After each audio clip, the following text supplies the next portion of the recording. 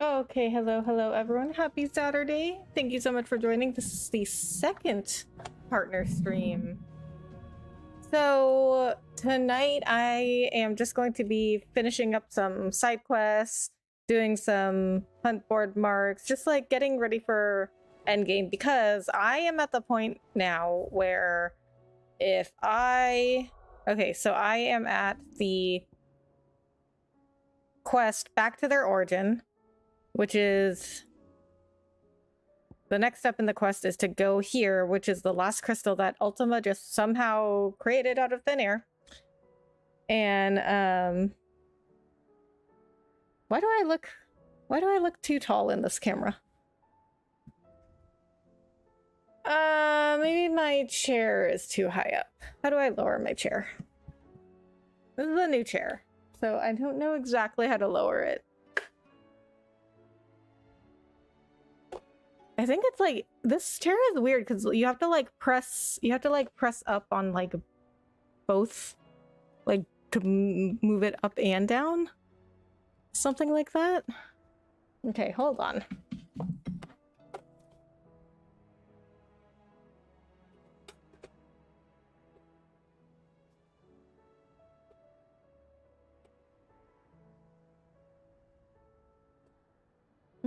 Okay, I know how to lock it in place. My chair not going down.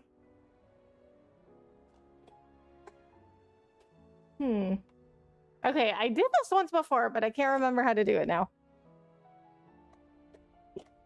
Oh, wait, it moved. Not the right way, though.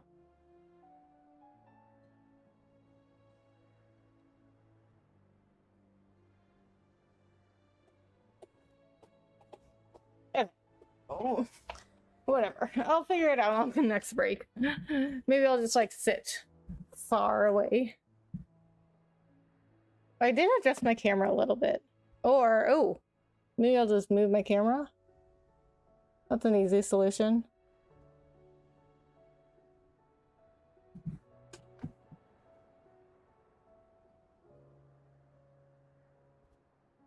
Nope, wrong way. Okay. I guess that's fine.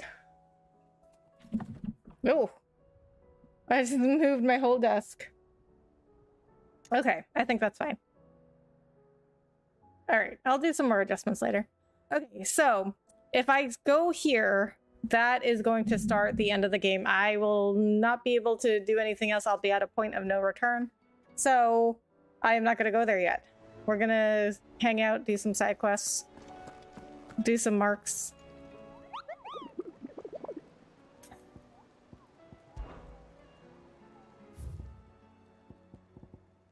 Okay, so we got some new marks here. The Masterless Marauder. The Waluder army captured such beasts and tried to train them to serve, but this particular specimen's training has long since ceased. Whether its captors turned Akashic with the rest of their comrades or were eaten by their pet when it broke free from its bonds, we shall never know.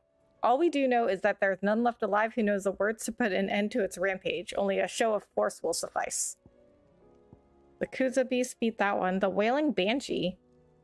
Cursebreakers came across this creature while searching for survivors near the abandoned village of Garnick. Misled by the abomination's appearance into thinking she might be a local woman, they went to offer their help, but soon it was they who were seeking salvation. The survivors say they could still hear the screams, both of the white and those of their fallen comrades. The Grim Reaper. There is a saying among the Imperial soldiers of the Northreach garrison: steer clear of the drowned tower, lest the spectre's sickle reap your root. They speak in typically uncouth terms of the thrall that dwells within the ether flood. One whose frightful aspect and command over lesser minions would appear to mark him as a high-ranking member of his species. Okay, so, oh, I don't know if I read this one. Knight of the Splendid Heart. Most pilgrims to the holy capital of Oriflamme pass through the penitent's gate on the road from the royal meadows. Of late, however, a knight in shining armor has elected to station himself beside this entrance, accusing any and all passers-by of being Sid the Outlaw, the one who led Prince Theon down the path to destruction, and challenging them to a duel to the death. Okay, so Okay, rank S. The other one's S. S. A. A. Okay, so I'm pretty sure I can beat the rank A ones. So we have to write these down because they don't let you track these, so you have to just find them by yourself, but mostly they are not very difficult to find. So the Wailing Banshee is in Garnick Walud, or around there at least. It just says near Garnick, so I'll search around there. Grim Reaper.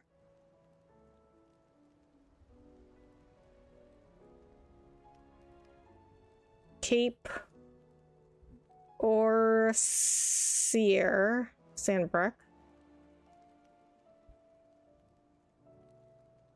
And Night Penitence Gate Sandbrook. Okay, so we do have another side quest also to pick up from Gav, and I think there's another one? No, we already picked that one up. So there was one about Jill, and then one about, I forget who, somebody else.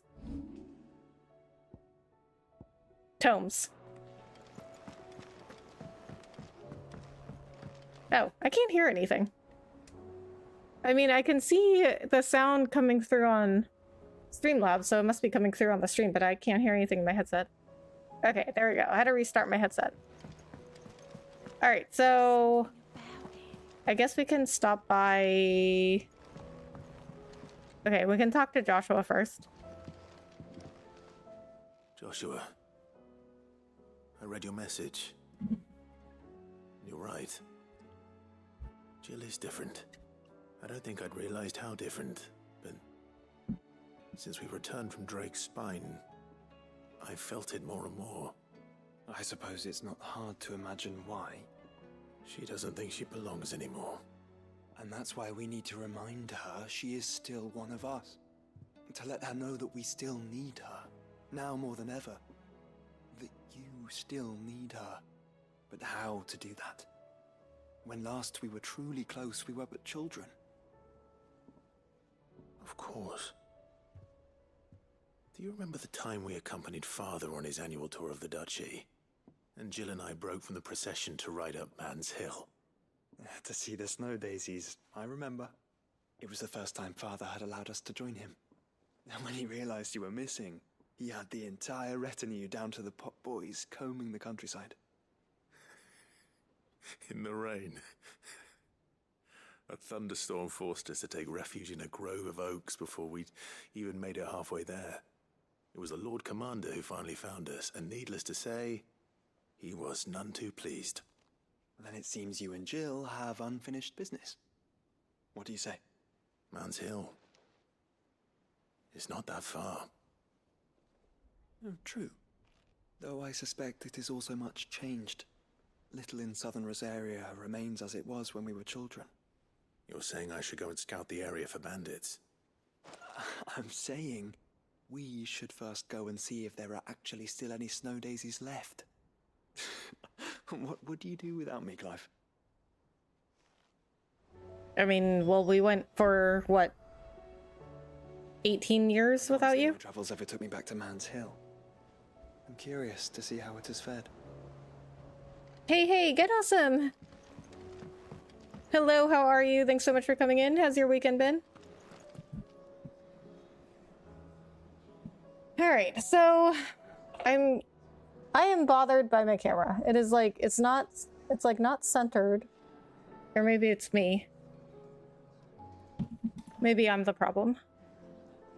No, I think it's my camera. But see, if I move it this way, okay, now I need to adjust my room divider. Okay, so I couldn't figure out, like, I was sitting too high at the beginning of my stream. I was, like, the top of my head was cut off in the camera. I tried to adjust my chair, but I couldn't figure out how to adjust my chair. And then I was like, oh, you know what? I could just adjust the camera. I hadn't thought of that. Because I can't figure out how to adjust the chair. Because it's a new chair. So I don't know how to work it exactly. I'm still a little off center, but I can't really move any more this way because I hit my desk. Okay. That's as good as it's gonna get, I guess. Let's pick up this side quest from Gav. You alright? Something troubling you? No more than usual. It's just... Eda's baby will be coming soon, and I wanted to make something for it. I'm sure she did. Oh, is he gonna get with Eda? Back in the north. Eda was the Always pregnant makes lady fun of them away. back in that Walud The village. little tykes know they were welcome in their new homes like. So, what's the problem? Well, the problem is that Eda's due any day now, and I don't know if I'll be ready in time. Is there anything I can do to help? You know, there just might be. All right then. What exactly are we making? A good luck charm. But not just any good luck charm. Not just any. No. One made from the feather of a silver chocobo. There's no. Oh, he says chocobo. Everyone else says chocobo. Back home anyway. And they've got silver Hard chocobos? to come by. Had Otto and Karen check with their suppliers, but nothing. I'd try and track one down myself, only... Only the big day is fast approaching. And that's all you need. A feather. That or the bird whose horse it's attached to, aye. I was gonna start by asking around with traveling traders plying the northern borders. Ooh. No shortage of Maybe we'll get a correspondence in silver Memphis. chocobo. That would be I cool. think I might make that my first port of call. I'll let you know if I find anything. You're a good friend, Clive. I won't forget this. Good, just waiting for my muscle relaxers to kick in. How's your weekend? It's good. Haven't really done much. I've just gone grocery shopping. Can't say I've ever seen a silver chocobo myself, but I have seen one of their feathers. Look just like a normal one, only silver, obviously. Well, grey. Well, is it silver or is it gray? Because those are different colors. But it's been good, awesome. I've just, yeah, I really haven't done anything. Last night, you know, first partner stream. Then today, I slept like super late today because I was up until like 4. Because I just streamed like really late, and then I was like just up really late. Went grocery shopping at HEB, which is, if anyone doesn't know, HEB is it's a big grocery chain in Texas. Although, you know what? Let me look it up because I don't know if they have locations anywhere else. But HEB is really, really big in like all the major Texas cities except for Dallas. Like, we didn't have one for a really long time. We didn't have an HEB until 2020. And if you don't know what HEB is, just like think of whatever like is a really big grocery store chain near you. Like, think of that, and then like pretend that you didn't have one of those in your area, but everybody thought you did. Like, everybody always asked me about HEB, and I didn't even know what it was. Like, and people would be like, "Oh, so do you like HEB?" And I'd be like, "What's that?" And they were like, "Dude, you live in Texas." So I went to an HEB because they opened the first one in the DFW area like 2 years ago, I think. Or actually, you know what? I think it was like not even 2 years. I think it was like last year. And then they just opened another one. Yeah, it was last year. And then they just opened another one near me. But anyway, I went to HEB, even though it gets really crazy and it's kind of expensive, honestly. But I went to HEB because they are the only place that I found that has chicken necks and turkey necks, and I get them for my dog. Well, I wanted to get them for my dog, but I couldn't. Like, I found pork necks at, I think like Kroger, but they didn't have chicken necks or turkey necks, but I wanted to get those for my dog. I was gonna check 99 Ranch, which is like an Asian grocery store, but those are kind of far away, and I just haven't bothered to check. But HEB is the only grocery store I found near me that has chicken necks and turkey necks. So I went there. Hey, Rebecca, there's actually some in Mexico too. Really? I didn't know that. You know what? Okay, you know what? I got distracted, but I was gonna look up where else HEB was, but I forgot because I was just talking. We went back to school shopping for our 5-year-old. Then our neighbors had a first birthday party for their son that we went to. Oh, nice. How was the party? Okay, so...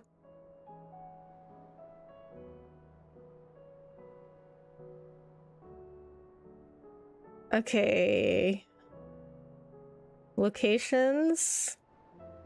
Oh, HEB also it owns Central Market. If you have ever heard of Central Market, which we have a lot of Central Markets around the DFW area, but I had no idea they were owned by HEB.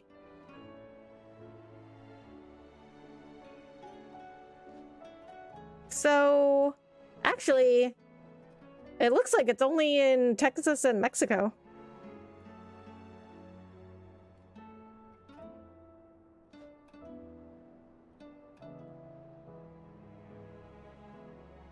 Yeah, it's only Texas and Mexico. But we did, yes, but Gabriel, we did not have HEBs in the Dallas area for the longest time until last year, literally last year, like 2022. We did not have an HEB, but everybody just assumed I shopped at HEB, and I'd be like, "What's that?" Lawsman Harpocrates, I received your note. Ah, yes. I expect you're wondering what... Good, the kids swam and they had a barbecue. Nice. Spoke of making How was amends the with back-to-school shopping? When did school start? Can't imagine what for. Then I should begin by telling you that I was once his tutor. Oh, This was some years ago, of course. So he already knows Dion. Away. At that time, I was counted among the foremost scholars of Oriflamme, and was accordingly invited to the palace to supervise the young prince's education, all to ensure that the future emperor had a firm grounding in, well, everything an emperor should. History, religion, commerce, government. Alas, our time together was cut short when Dion left to join the dragoons, his studies no longer being deemed necessary. I had not expected to meet with him again, least of all here. Have you spoken with him? No, I have yet to find the right moment. His Highness always seems so preoccupied. Well, he has to know that Tomes is here. I would not wish to disturb his ruminations with idle words of greeting. Not when I know he dwells upon the evil Ultima had him commit in the Dominion. The guilt weighs heavily on him, I know. But as you say, that was Ultima's doing. Surely you can't blame yourself. When I first met him, it was not guilt, but his people's expectations that weighed heavily upon him. And I did nothing to ease that burden. He bore it alone, until the day he could not bear it any longer. It is one of my greatest regrets that I only ever offered him my wisdom, when what he truly needed was friendship. The blame for Dion's transgressions lies not only on his shoulders, but on mine. I see. I'm ready to help you in any way that I can. Then I beg that you bring me a wild wyvern tail. Apothecaries across the ages agree that even to glimpse such a flower is to be granted inner solace. Fabulous. Oh, it's a flower? All, of course. But there is oft a seed of truth to be found where even the most outlandish opinions align. Well, it can't hurt to try. Where can I find this flower? And how will I know it? You have seen cultivated wyvern tails before, I trust. The lily-white blossoms from whose roots the poisonous ink for the brand is distilled. Oh yeah, we read about them. Those which grow in the wild differ only in their purple hue. The harsher the environment in which they are raised, the deeper the color. There is a waterfall in Rickmal's roost across the strait, where the flowers once grew in abundance. Whether they still survive there, I know not. But try as I might, I can find no likelier location. It's all right. I'll find you a wyvern tail one way or another. Thank you, Clive. Well, Tomes is usually correct. Be safe. Was pretty hectic, I can imagine. Our son's first day of kindergarten is the 23rd. Oh, wow, that's early. Well, to me, that's early. So I'm from Massachusetts, and whenever we started school, it was always in September. My friend. It was always after Labor Day, but in Texas, they start school early. Like, I'm not used to that. Like, they start school in like August. And I'm like, what? That is so early. Ah, yes. You have arrived at a solution then. Dion will carry us. Indeed. A feat befitting the final act. I congratulate myself that I shall live long enough to see it, a feat in itself for a man of my years. But to be serious, it is no small thing to march against fate, Clive. You must be certain of your footing, lest the winds of destiny divert you from your course. Are you certain of your footing, Clive? No. I am. What this plan is hardly foolproof. Like, first of all, first of all, the plan is that Dion is going to turn into Bahamut and fly us up there, right? But the problem is that Clive took the Bahamut powers from Dion. So when somebody does that, it means that the icon doesn't really have to obey the dominant anymore. Or what they said was like their will is stronger. Like their will has to be strong. Like the dominant's will has to be stronger than the icon in order to make it obey.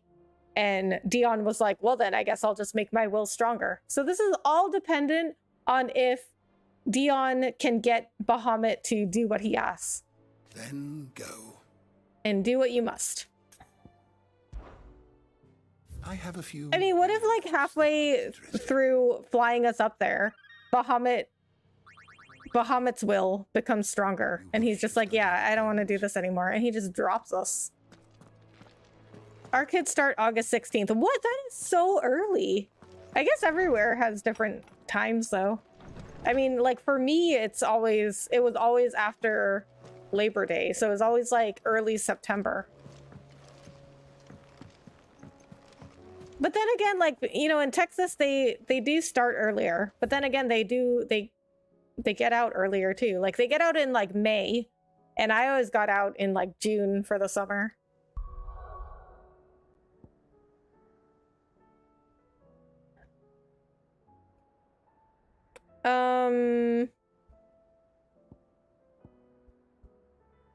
I think this is probably the jail quest. We can do, yeah, this is Man's Hill. Okay, we've got a fast travel spot right next to there, so this should be an easy one. Unless, of course, it goes into other stuff, which it usually does. I mean, there has gotta be a fight. Usually actually, there wasn't a fight with the Torgal one. Wait a minute, isn't this the same place his dad was buried?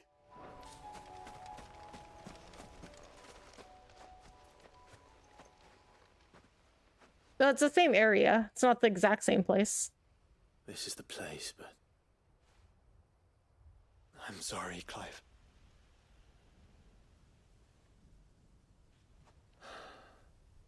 There's nowhere been spared. What do we do now? We keep looking. Man's Hill cannot be the only place where snow daisies grow. Perhaps, but... it's the only place I know of. Why don't we just ask Tomes? Then why not ask someone who might know of another? Tomes. Someone at the backyard. To the hideaway, then. No. Really, we were just there. Yep, ours are out by the end of May. Yeah, I mean, that would be nice. I don't know. I guess it evens out.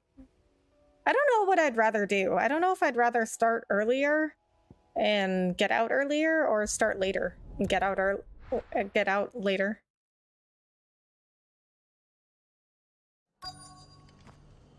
Let's hope one of the merchants here has what Gav needs.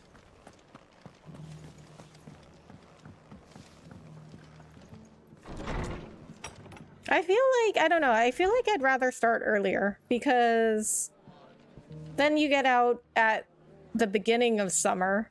And because like by August, like now it's the beginning of August, right? But everybody's already talking about fall. Like, oh, it's the end of summer. I'm like, I guess it, like, yeah, I guess it is. But I mean, we're talking about fall already. And it makes me really sad because I love summer. Like, summer's my favorite time. Oh, I can ask her all this stuff. I guess I never... Girl.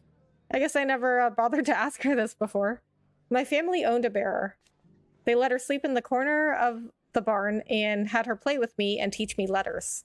We never ate together or slept under the same roof, but even so, she was like family. I was with her on the day she died. She held me in her arms and whispered in my ear, "My darling Martha, I'm so glad you didn't awaken." It was only years later that I found out she wasn't just a servant. She was my grandmother. My grandmother. And I watched her die in the corner of the barn on a pile of old straw. I swore then and there. I was going to do everything in my power to bring an end to all this, to never stop fighting until the day when bearers can live free, just like she deserved to. Oh, we never knew that. And do you know what? When I see that glint in your eyes, I reckon that day might be along sooner than I dared to hope. Aw. I guess advantage of getting out early for going on vacation trips in summer early. Yeah. Yeah, I mean, I think I'd rather get out like the beginning of summer, you know, because that's when everybody always starts like preparing for stuff early. You know, like I went to TJ Maxx the other day and they already had Halloween stuff. And I was like, what? Summer's not even over yet. And I mean, I don't really like fall or winter. So the further, you know, the further away I can get out of school from fall and winter, the better. Weren't long after Rosalith got ransacked that Sir Wade and his men turned up at our gates begging for shelter. Put the wind right up us. It did, the state of them all dressed in filthy rags. We were worried they might be cutthroats come to thieve and pillage. But some of the folks they'd help escape from the capital recognized them and set us right. And thank goodness they did. I couldn't have dreamed of better guests than the Guardians, the way they took the bearers under their wing and taught the Blood Axes how to fight like true shields of Rosaria. And when night fell and they'd all gather around the bonfire to sing songs of the old duchy, why, it was enough to bring a tear to your eye. Like being back in the glory days.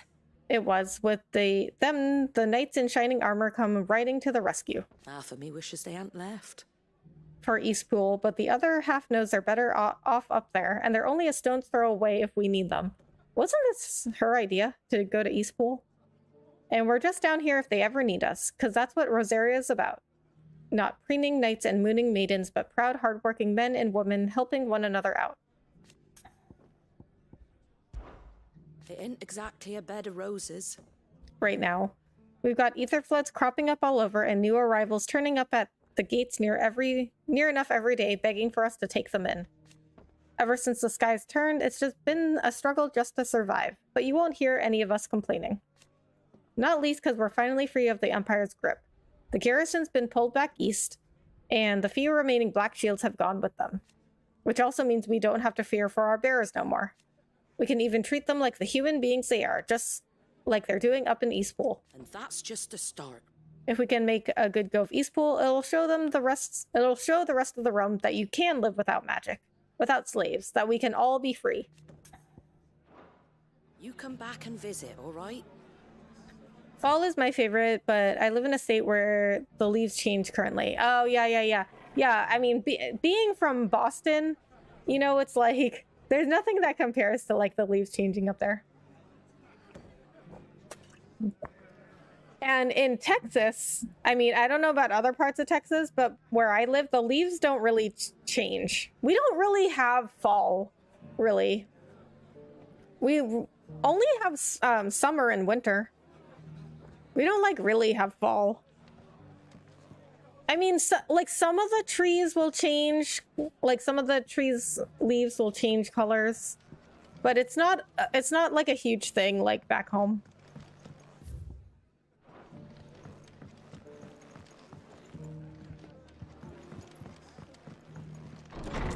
Okay, so I guess I have to talk to the merchants around here. Not inside. Yo, congrats once again. How are you? Big J, thank you so much. I really appreciate it. Thank you for coming in. How are you? I am good. How was your weekend?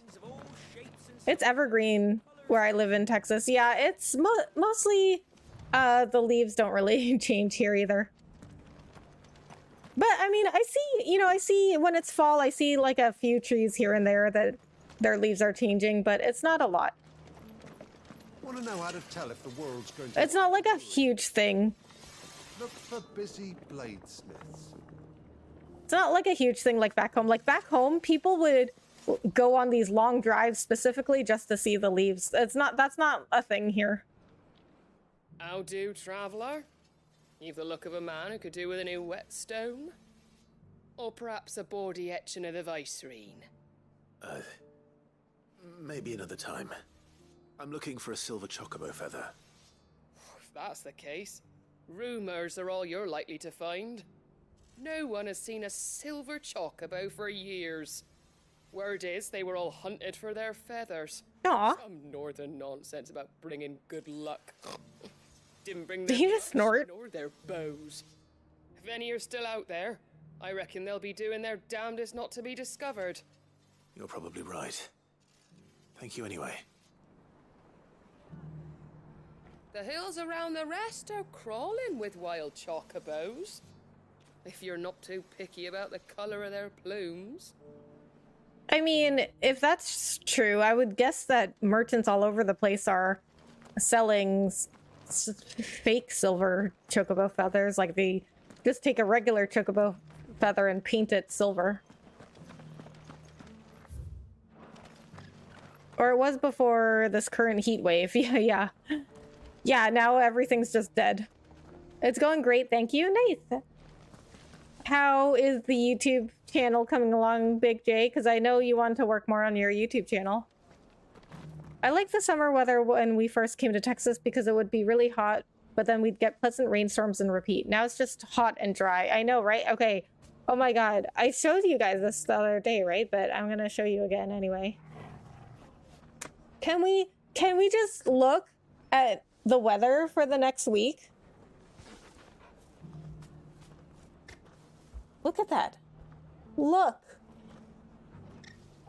Like, I know it's Texas and I know it's summer, but this is not normal.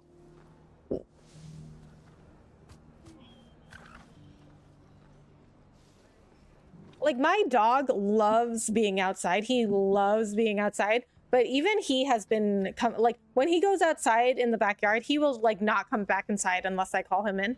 And even he has only been going out there for maybe like a minute or two, just like to go to the bathroom, and then he's back inside. He's like, no, too hot. But he has really long black fur. Excuse so me. he gets hot very easily. For something. Oh, well, then I'm your man. A silver chocobo feather. Oh, or maybe not. Though you're not the first to mention the bird around here. There was a man stopped by the rest not long ago, claiming he was attacked by a silver chocobo near some gutted hovel not far from Eastpool.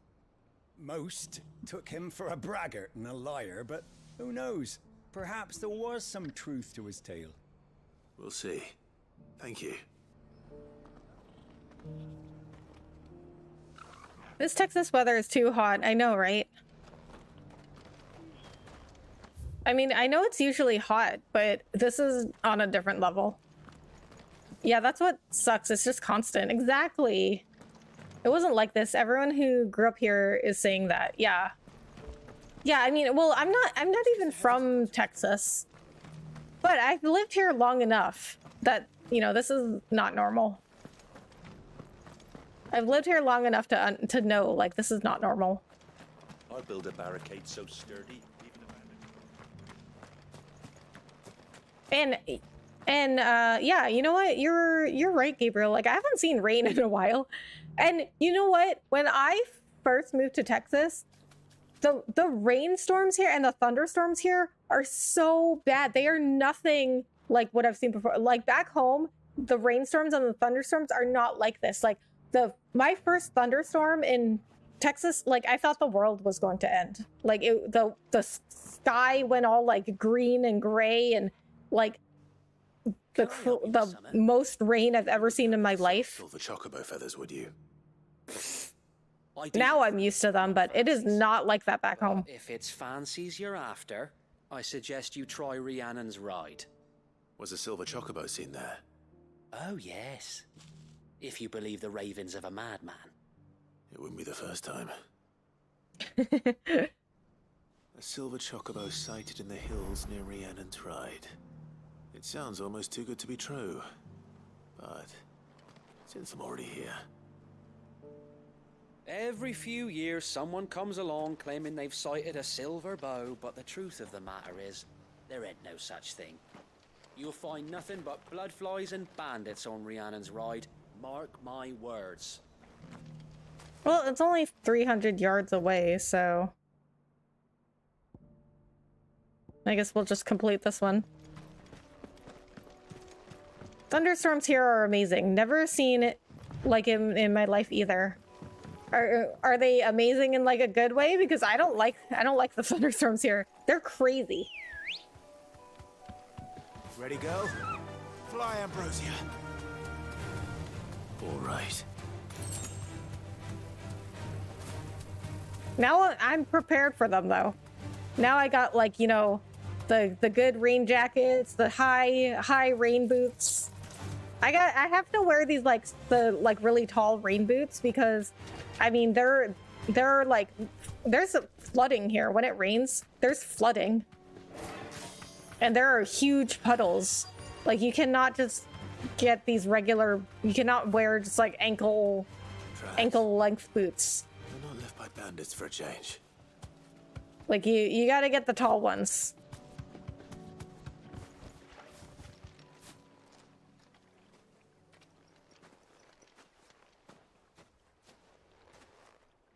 More tracks. And these look fresh. A chocobo was here. And recently. Perhaps it still is. I mean, do we have to kill this chocobo for its feather? Because I don't want to do that. It's just a chocobo. It's living its best life. Growing up in the Bay Area, California, we would hear thunder maybe a couple times a year, maybe. Oh, really? I didn't know that. I love them, just the display of power, and I don't have to water my lawn. Yeah, that is a plus. And I love the look of lightning. Yeah, I guess, I mean, I do agree. I do agree that lightning looks cool. But otherwise, I don't like rain. Hear anything? Okay, well, I guess that was easy. We're just gonna get a feather. Well, I'll be damned. We're just gonna get a feather handed to us. There's a whole bunch of other feathers there, too. We should take all of them. Work.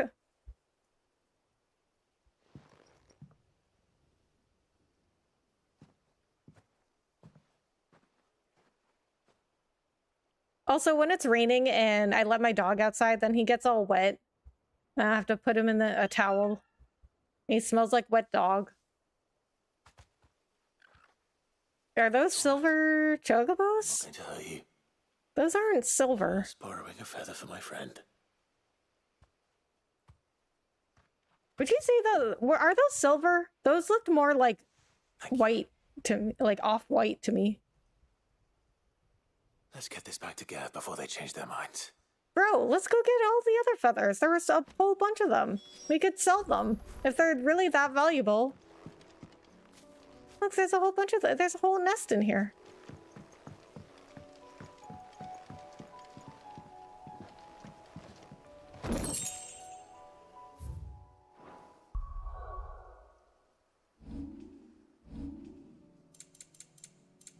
Silver chocobo feather.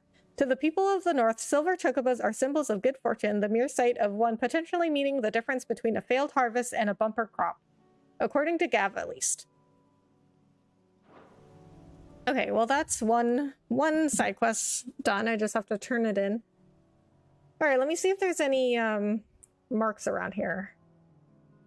Nope, we've got one in Waloed and the other two are in Sandbrook. So we're gonna go on to the next quest. Oh, I guess I'm only tracking... I only have 3. Yeah, wet dog smell is gross. Yeah. And then he'll come in and track water everywhere, and it's really annoying. And then I have to put a towel on him. I have these towels that they're like robes, I guess. They're like dog robes that you can like wrap around your dog, and it's got like a little like hood with an elastic on it.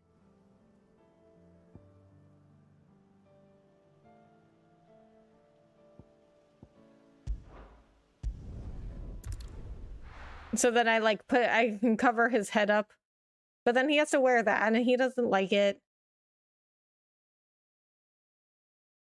And it doesn't, it doesn't cover his paws either, so it just covers his body and his head, so he comes in tracking water everywhere.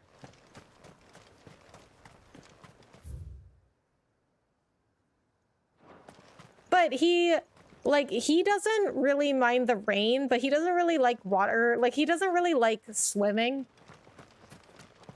So he doesn't really like water, but he doesn't really mind rain.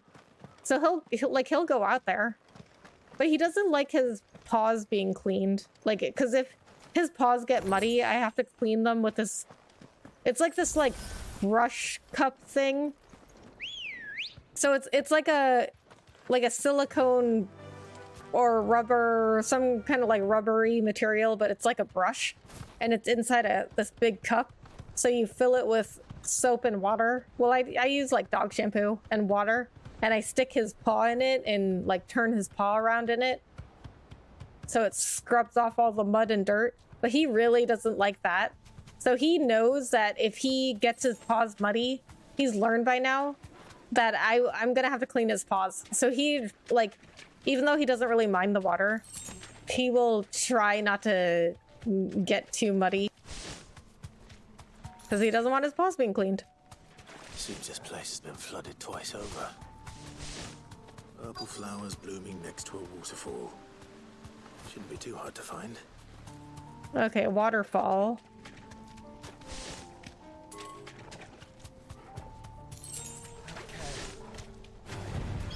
We gotta go this way? Oh, is that a waterfall down there? Oh, it is. It's a tiny waterfall.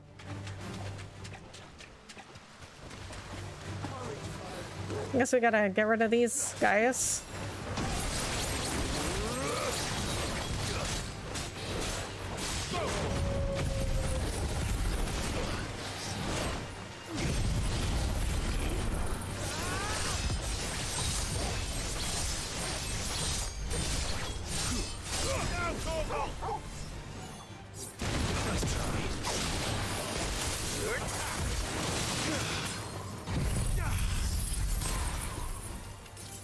So I'm not really sure what level I should be for the end game, but I would imagine I'm already at level because this game is not very difficult.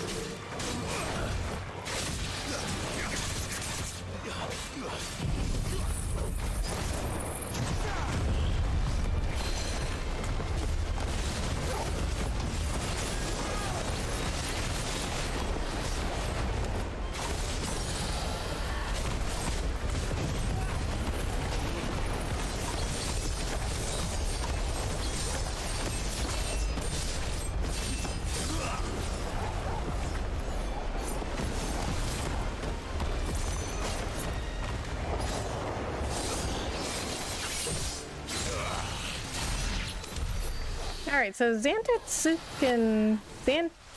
Zantetsuken. It does a good amount of damage.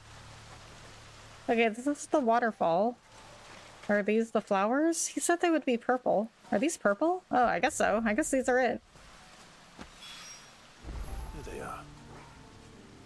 Might as well pick enough for a bunch, I suppose. I mean, yeah, they are purple, but they're not as purple as I was expecting, because Tome said they were like this, gonna be like a bright, like deep purple or something. He said, I mean, he used some word, I think he said deep purple, but he used some word that made me think they were gonna be way more purple than this. I mean, it just looks like they're white with a purple center. Okay, so we have the flowers, we have the chocobo feather. Now we have to go ask about the snow daisies. So those are all back at the hideaway. But since we're in Waloed, we can look for this mark in Waloed near Garnick.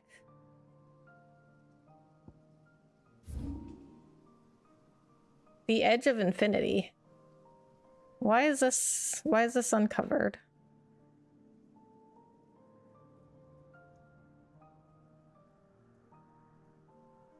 Okay, there's Garnick. But I'm gonna go back. I'm gonna go back over here. What is this place? Edge of Infinity? I don't remember this place.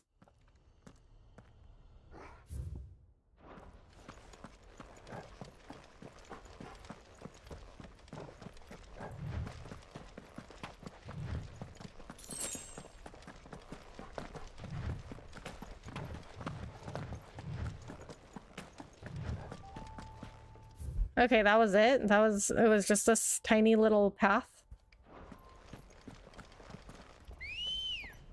For some reason, that was not discovered yet. Okay, and I do see there's another area over here.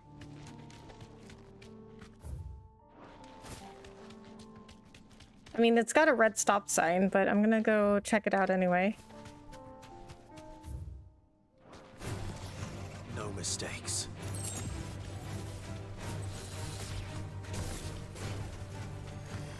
So some areas I've been finding are only accessible through a side quest.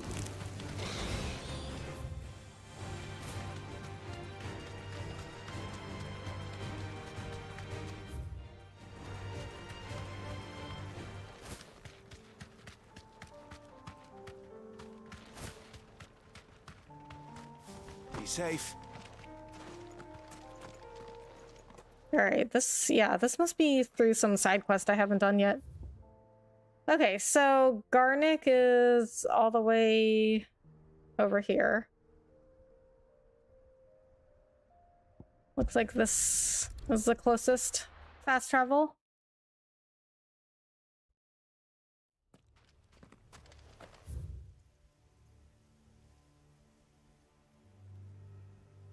Let's put a marker there. So, is that it? Was it like literally right there? Maybe I don't even need the marker. I mean, that doesn't look normal for this area.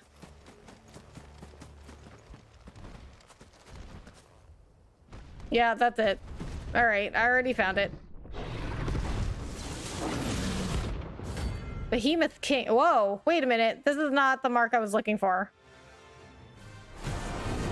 Okay, just kidding, bro. Don't really want to fight you. This is guard dogs. Quite a specimen of this too. I guess we could try it.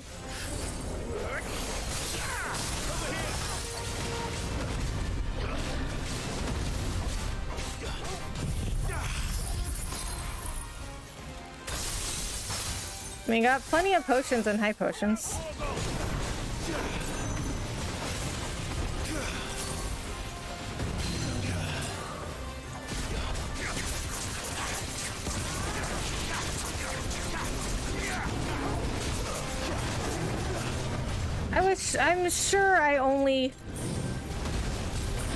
I'm sure that I only look for the rank A ones. So I just ran into him by mistake.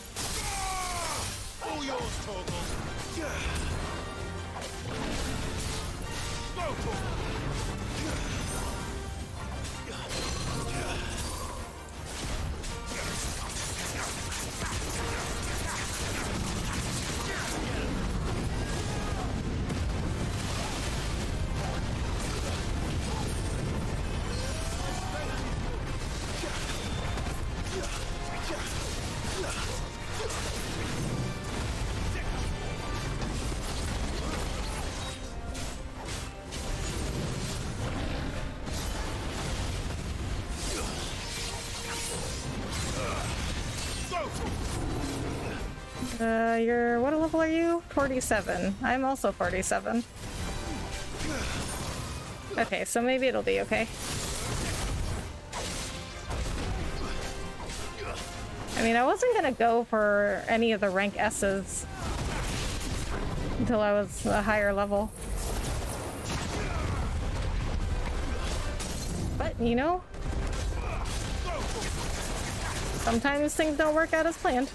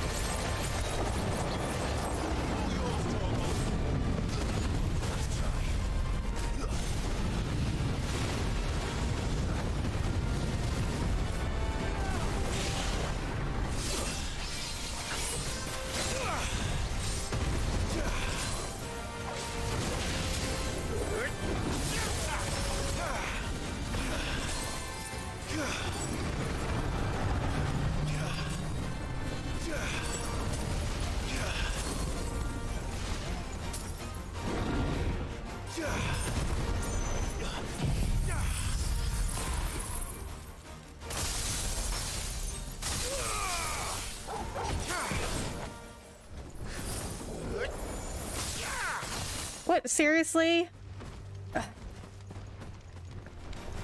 Oh my god. Now I have to fight him all over again? Are you serious? They shouldn't, like... They should at least, like, give you a warning or something.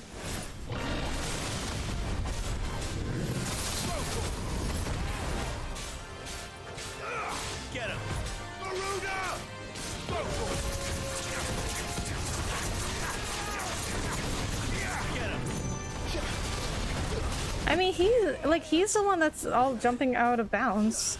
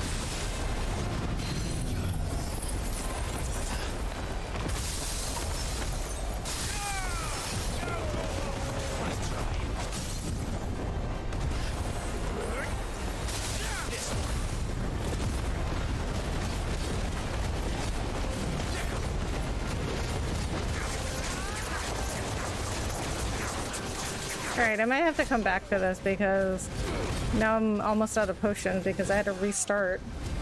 Because I guess he went out of bounds, or I guess I went out of bounds.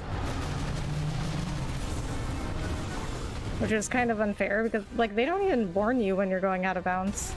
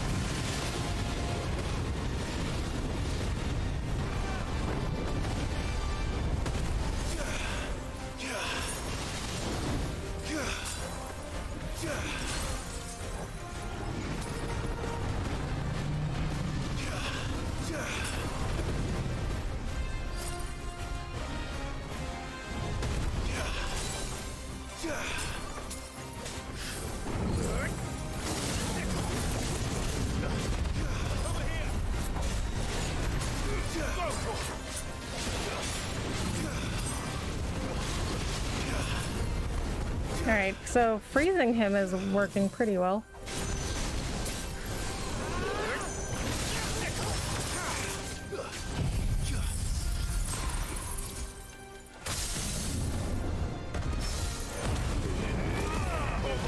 I definitely have to restock on potions before I go do that other mark.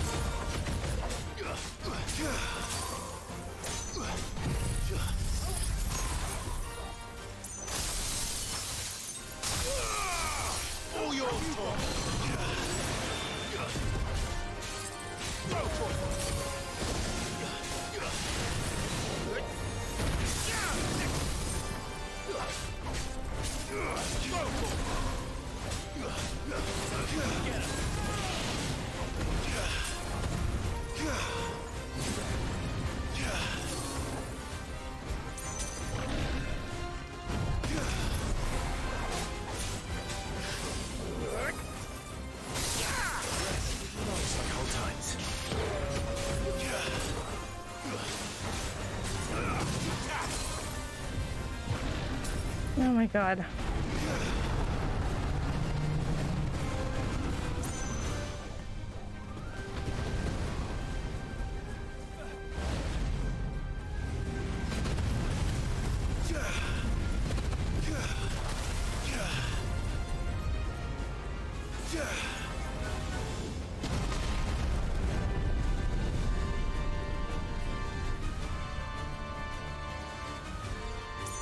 All right, come over here.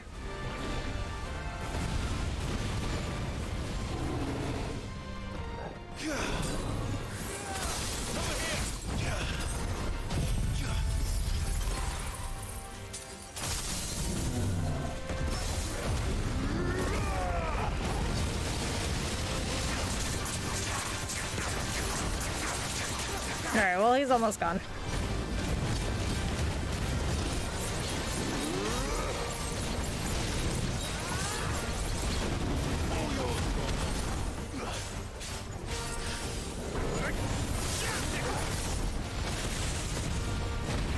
Too slow.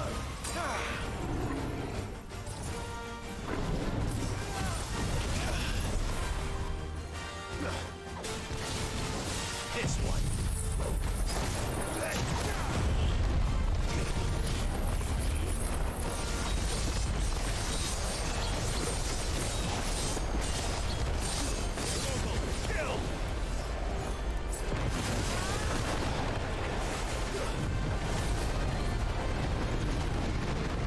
Oh my god, what is with him in casting Apocalypse?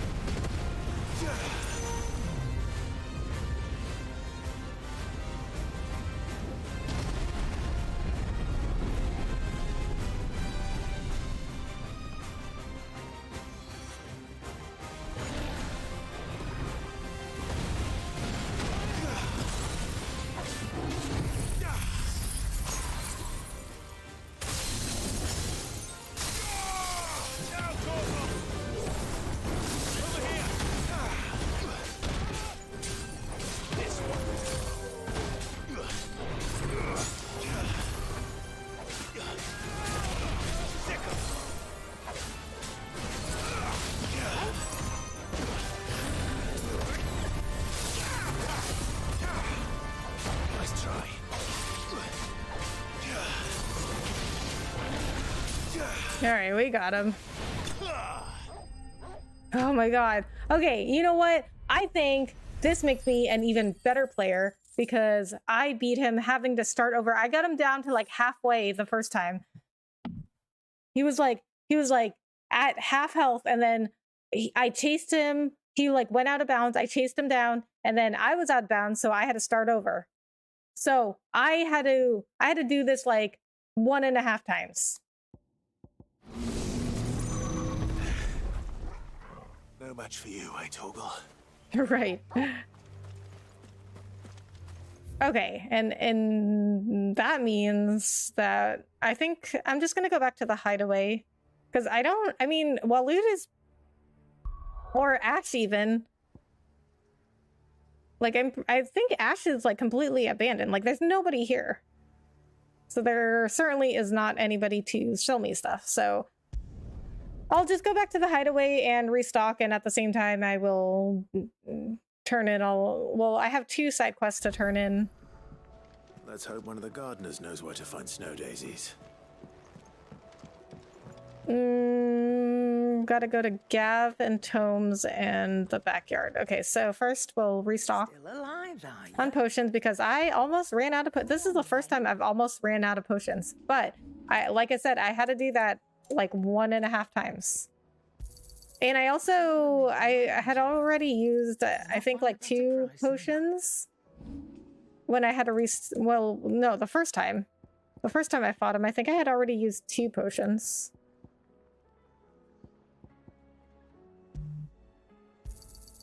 I'll be thankful you got. So I was already short on potions. I reckon I can find a buyer. I'll be thankful you got that much. Come again. Or don't. I'm not much bothered either way. It was no trouble at all. Have I talked to Byron? What can I do for my favorite nephew? Not since I did the side quest, I guess. Do you know why? I chose to call it the Tri-Unity Clive. You may be too young to remember, but this isn't the first time an alliance has been struck twixt the nations of Storm. 'Twas not 20 summers past. That your father petitioned both the Empire and the Republic to join hands with the Duchy, that we might work to mutual advantage in defiance of the Blight. And they, for their part, embraced the notion, or so we believed. Little did we know that the peace Elwyn had worked so hard to secure would be ground beneath the heel of one we least suspected. Your mother. The Duchess. Yep. In one fell swoop, Annabella robbed us of everything. A nation, a leader, a brother, a father. But above all... She robbed us of what could have been a realm undivided. Elwyn's grand design. And so you see... Why I chose to call our new alliance the Tri-Unity, for with it we aim we aim to preserve not only peace, but a lasting legacy of cooperation. I don't... Okay, let me listen to that again, or read it again. I still don't understand why it's called the Triunity. 'Twas not 20 summers past. Okay, so I guess it means... So Rosaria... So this means the Rosaria, the Empire, and the Republic. So I guess that means Rosaria, Sanbreque, and Dalmekia. Your mother. So I guess that's why he means the Triunity. But I mean, I don't understand why it's like they just say the Empire and the Republic. Like, that's confusing. Because like everything's like an Empire or a Republic. I mean, when I first started this game, I didn't know what they meant. I didn't know who they meant when they said the Empire. Oh, I can craft this now. Ouroboros. Okay, you know what? This is funny because I just saw an episode of Shameless. I've been watching the show Shameless, if you guys know that show.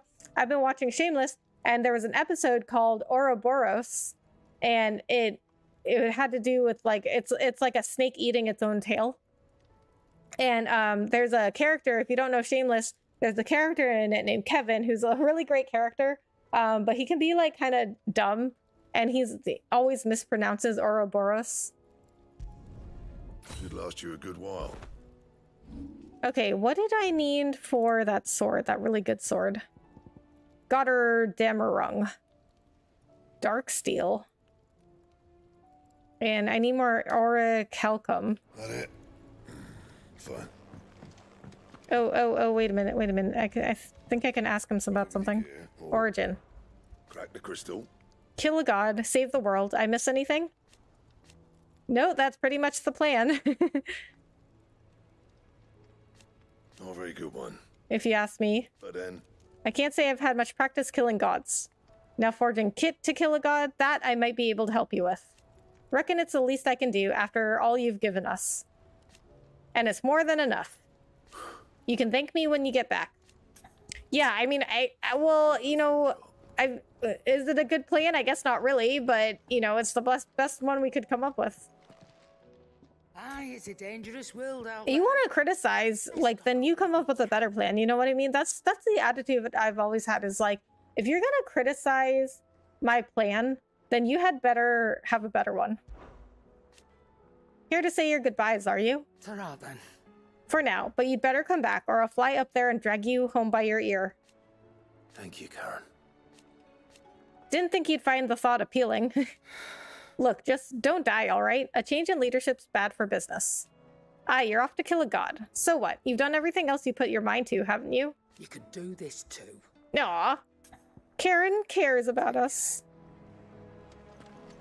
All right, now we'll talk to Gav. Was no trouble at... Clive, you're back. How'd you get on? Any luck? Any luck, you say?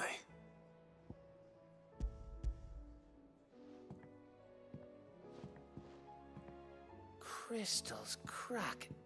Is this Crystal's crack? Where in the hell did you find it? It's a long story.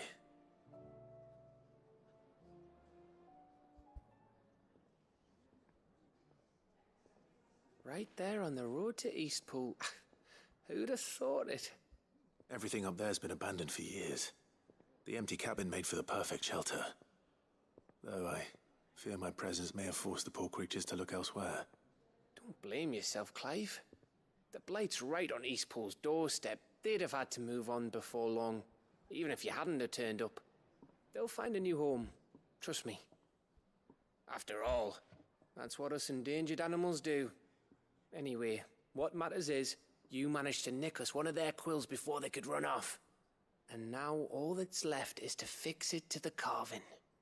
I didn't know you could carve. Reckon there's a lot you don't know about me. Like the fact I'm as good with a whittling knife as I am with a sword.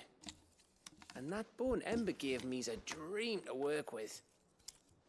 What did you say it was from again? An Avis? But it weren't your Avis, Sid.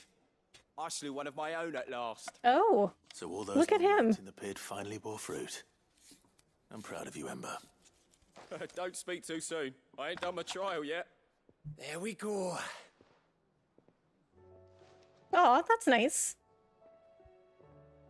What do you think? I think if you ever hang up your scouting cap, you'll be able to make an honest living. Oh, will I? I should go and see if Ed is awake. Give it my best. You can give it to yourself. Come on.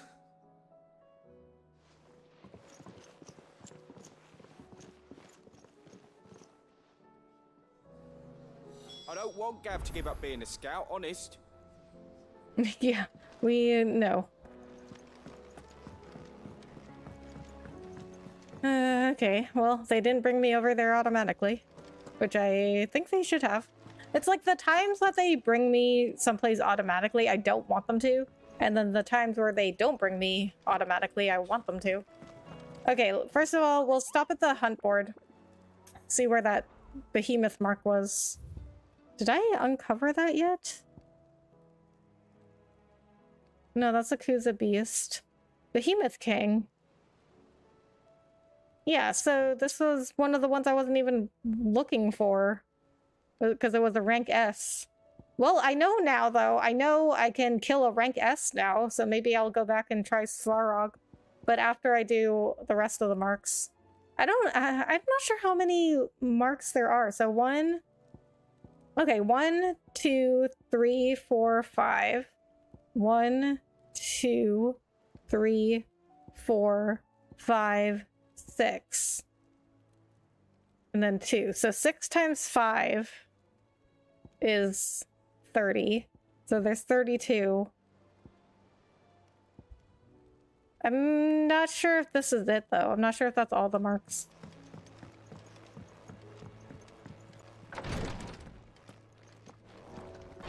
Oh, I can talk to Tarja. Clive.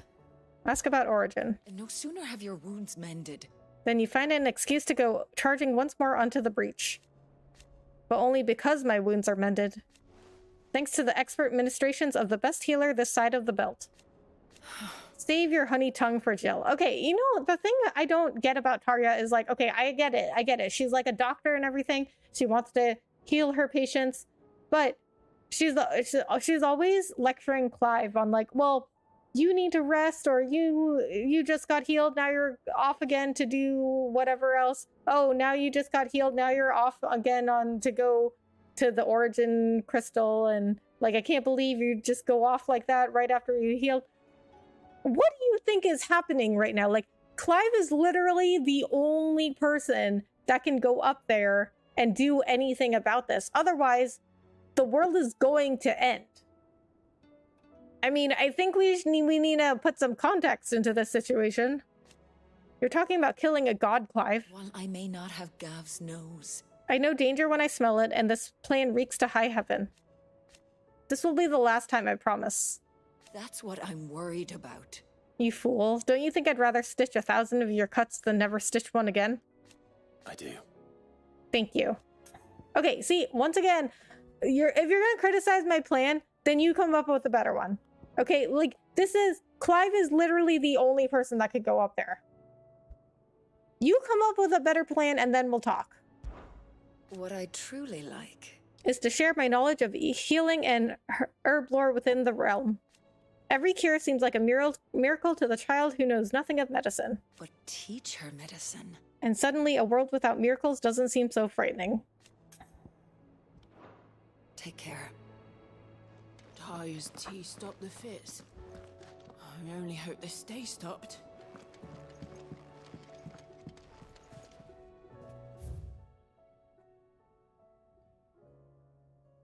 I'm not sure if I've read this before. Treatment diary. Today, Clive visited the infirmary to have me dress a laceration on his left forearm. I cleaned and stitched the wound and instructed him to rest the arm so that it could heal.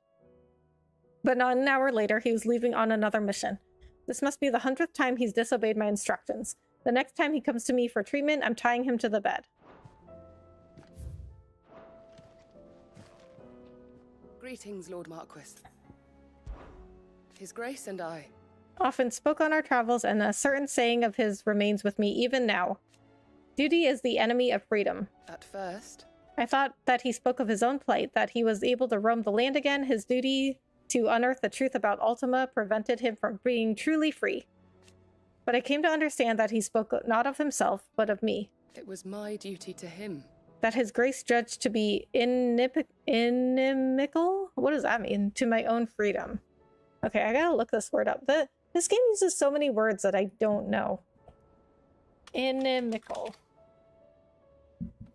Tending to obstruct or harm. I believe this is why he bade me to remain here, that I might at last be released from my duty to him. Aw.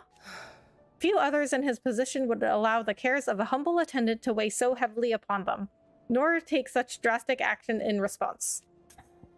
Yeah, but it's Joshua. My lord. You are resolved to go then. I am. And so is Joshua. I know you fear for him, but I'll do everything in my power to keep him safe. I do not doubt it. You are, as you always have been, his first shield. As only ever his temporary protector, now his grace has bade me protect the hideaway instead, and that is what I shall do. Thank you, Yurte. May you return safely. My lord, both of you. We'll see. Firebird's flame burn ever in your heart. Ah, me lords. How are you feeling? Well, thank you. Is something wrong? I think Gav likes Edda. No, nothing like that. What it is...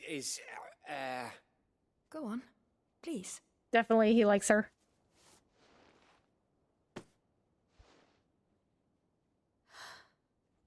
It's beautiful. Did you make it? We did. It's from all of us here at the Hideaway. Your new family, like. It's a good luck charm. We may come up north when a band's on the way. I mean a baby. To let him know that they're part of the family too. Oh, I hope you like it. I don't know what to say. I thank you, my lords, for everything.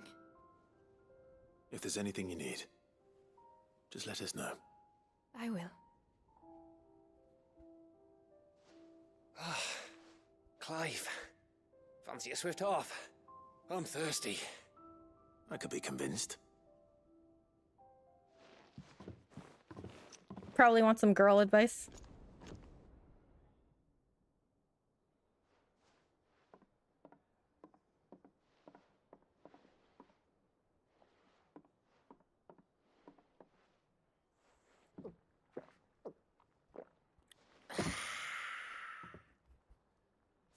Don't you think you've had enough? No, we're celebrating. I'm gonna be a father. I think Edda might have something to say about that. You know what I mean. So... Bit of light in these dark times. So, are they together? Or he just likes her? I think he just likes her. It wasn't long after me 10th name day. But he considers himself the father? I was over the fucking moon. I was looking forward to having a little one to lord it over. What with me being the runt of the litter. Thought I'd finally have a chance to prove to the world that I could be a big brother.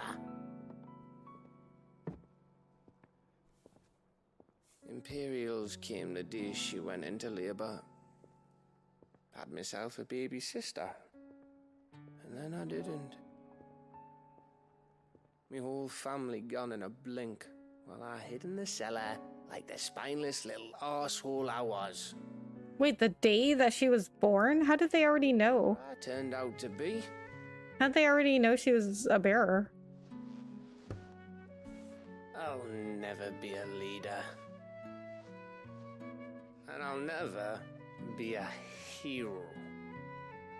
I'm just a daft little dog who comes running when his master calls. I'll never be like you, or Sid, or Jill, or even Torgal. Have you finished? Maybe.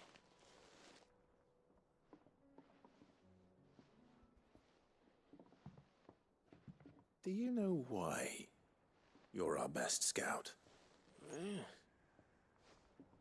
Because you don't need anyone to hold your hand. Without your resourcefulness, your courage, your determination, I don't know where we'd be. Aw.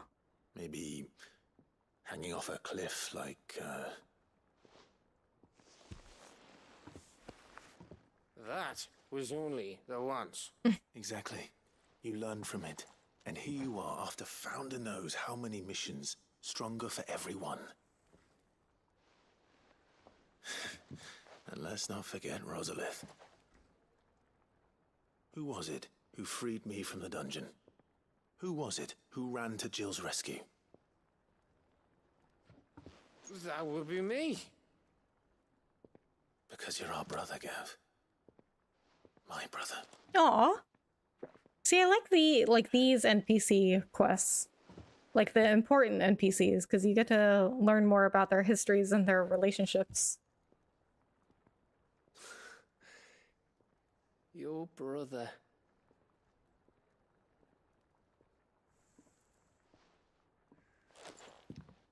Which means that when the time comes, I get your room. And your sword.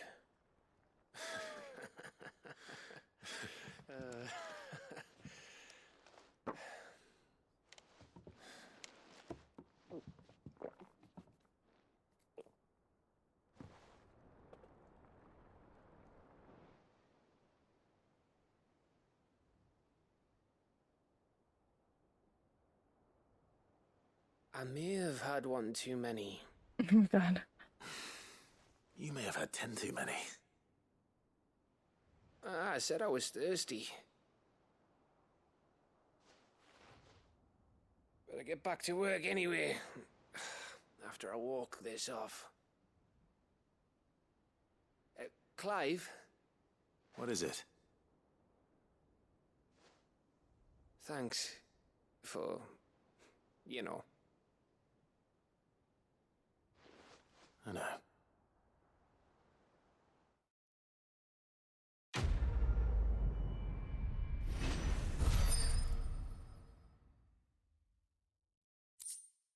Winter mead. A potent potable made from honey collected in the Northern Territory's short summers and fermented slowly over the next 6 months. Said to warm the belly on the North's cold winter nights. I said I was thirsty. Gav. Okay.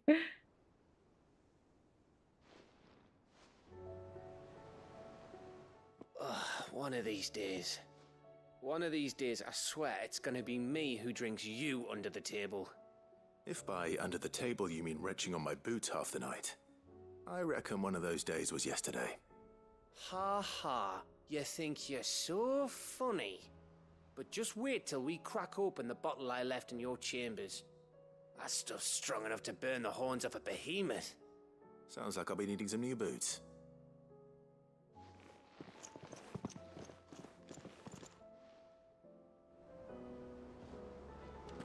All right, let's... Of course they will. It's just a big crystal. How hard could it be? No, they're talking about us. Me and Joshua. She said, do you think they'll come back? All right, let's go talk to Tomes.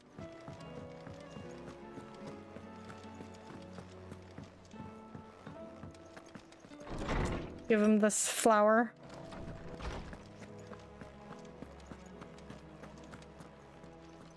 Oarsman, I found the flowers you were looking for. You did? I think I did.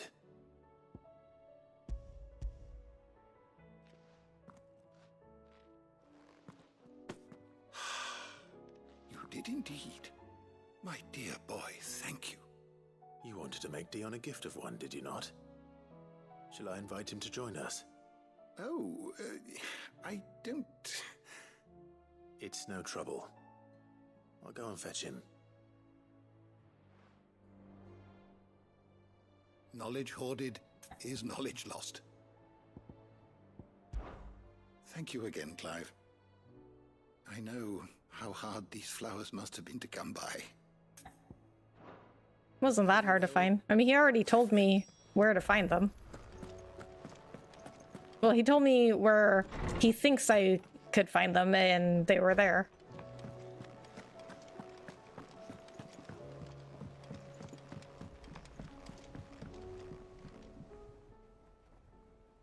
Your Highness, would you do me the honor of accompanying me?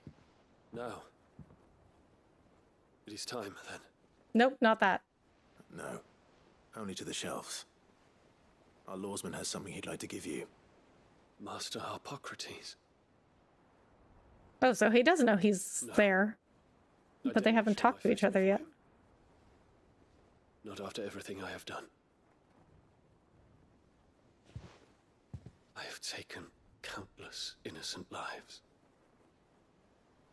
And ruined Oh, countless. so that's why Dion won't go to talk to him. All because I was weak.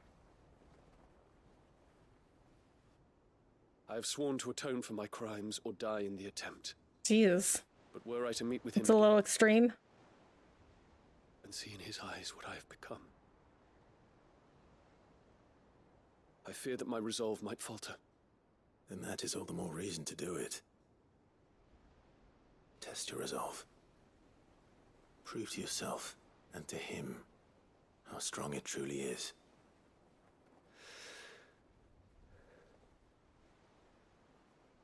You are right. I must, at the very least, offer him my gratitude. Very well, then.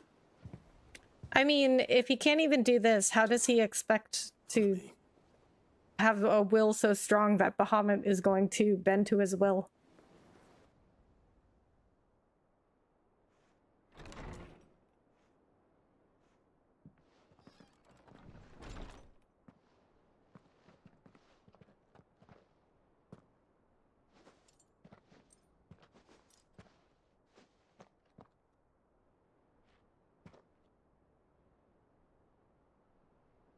Even now, I hesitate to approach him. What must he think of me? You'd be surprised.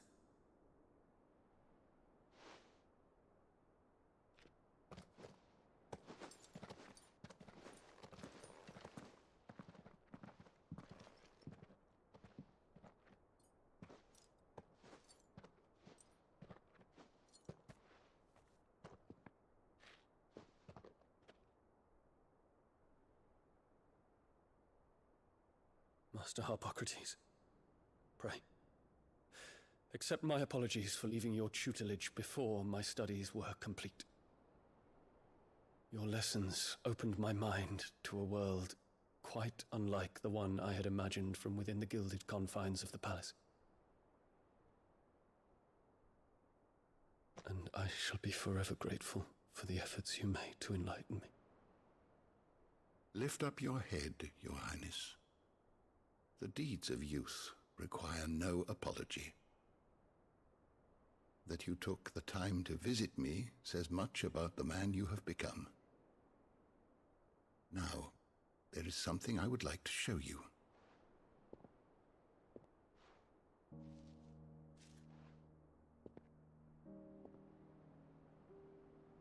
Is that a wyvern tail?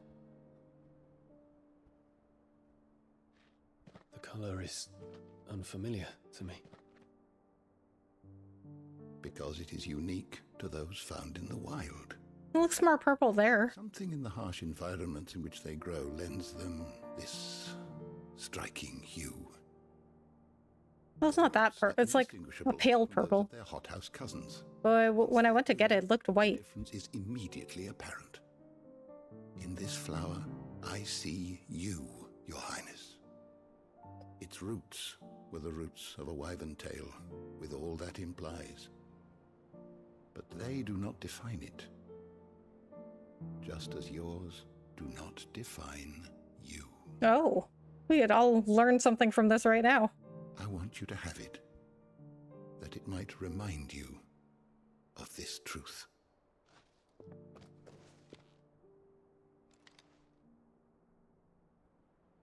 Master Harpocrates, I would ask of you a service. accept your gift until I have fulfilled my duty to the realm. For only then shall I be deserving of it.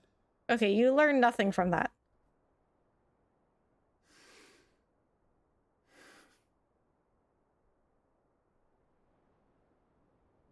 As you wish, Your Highness. I shall await your return. That was not the lesson at all. The lesson was that what he did in his past does not define who he is today. And then he was like, well, you should keep the flower because... Not define us. No wonder my stepmother didn't like him. For reuniting me. Hey, Rebecca. Hope you're doing good. Gotta go into lurker mode. Hey, Francisco. All right. Sounds good. Thanks for coming in. I shall not forget this.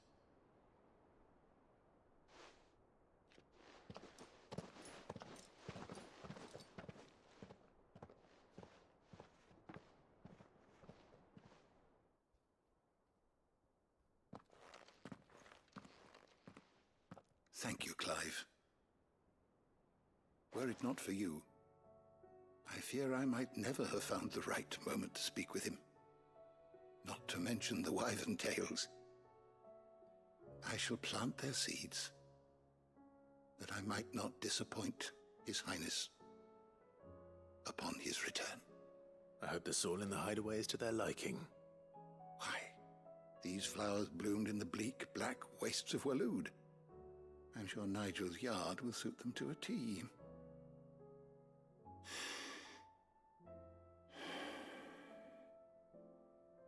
When it comes to expressing one's gratitude, I find that words are seldom sufficient.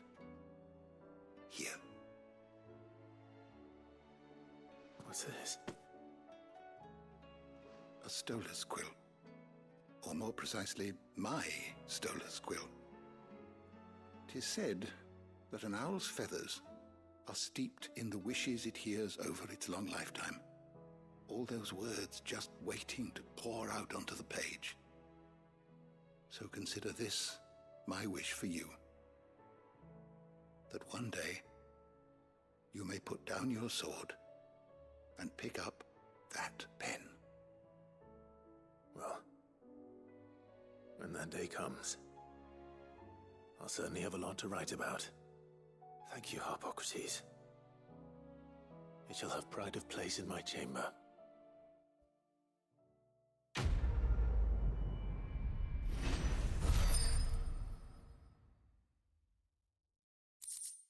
Stolas quill. Lordman Harpocrates' best-loved writing implement, whose nib has scribed many a learned tome. 'Tis said that an owl's feathers are steeped in the wishes it hears over its long lifetime, all those words just waiting to pour out onto the page. Harpocrates. Did he say 'tis an owl's feathers, or did he say Stolas? I'm pretty sure he said Stolas. Bahamut's mercy.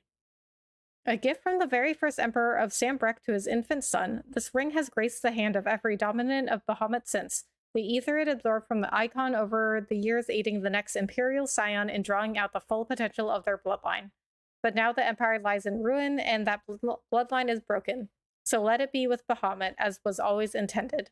Reduces Gigaflare cooldown time by 6 seconds. Okay, that's good, I guess. But I don't use Bahamut. Not a Bahamut power fan. I was wondering when next you'd visit. Oh, look at that. Recall. He's got a new dialogue option. The time I spent at the Imperial Palace instructing the young prince on the history of our realm. He was quite unlike the other noble-born children I had taught, not only for the keenness with which he listened, but for the earnestness of his conviction. He truly believed. It was the Empire's duty to serve the people and was determined to study the past, that he might not repeat its mistakes. Which is the reason why what befell Twinside weighs so heavily on his soul. He must live with the consequences, and I fear it will take more than merely time to heal such wounds. It will take forgiveness.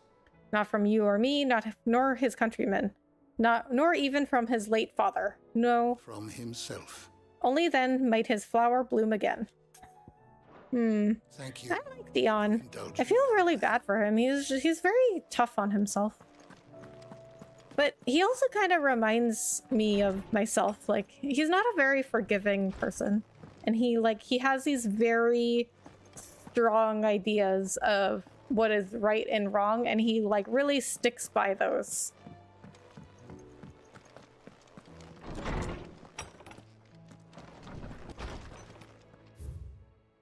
The Tri-Unity.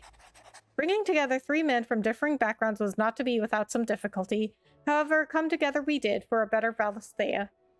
The Tri-Unity was but a first step. A longer, more bitter journey awaits us all, one that will almost certainly end in hardship. Yet what matters most is not the destination, but what we can learn from one another while on the road there. You have paved that road for us with your courage, Clive. Now we must have the courage to walk it. Your loving uncle, Byron. Alright, let's check out the new memories. Oh, we got almost all of them. So 1, 2, 3, 4. We're only missing 4. Stolas Quill, Lorsman Hippocrates' best-loved writing implement, whose ink has penned many a learned tome. It is said that the long quills of the Stolas become imbued with the wishes it hears over its long lifetime, the words just waiting to pour out onto the page. So should the day come that Clive puts down his sword and picks up the pen, he shall not find his one and only insurmountable enemy in writer's block. Wintermead.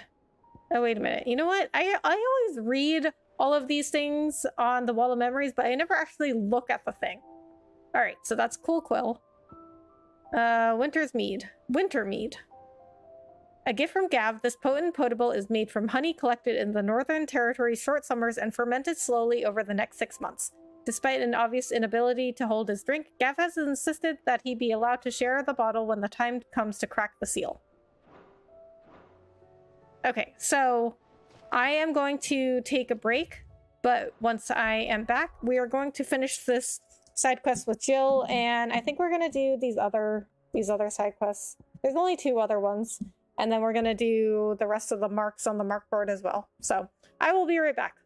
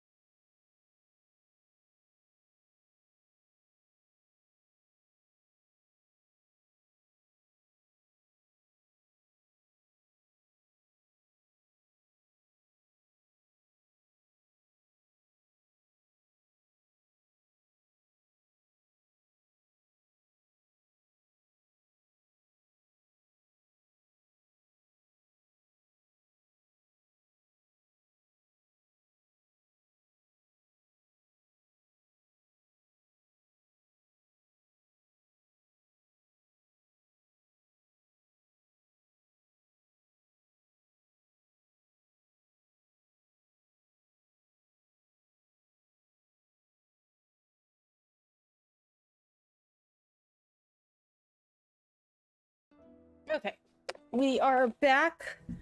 You know what I just thought of? I have a stream deck, but I never set it up. But I gotta set that up so that when I come back, I can just hit one button and it goes back to my main screen. All right, let's get ourselves centered here.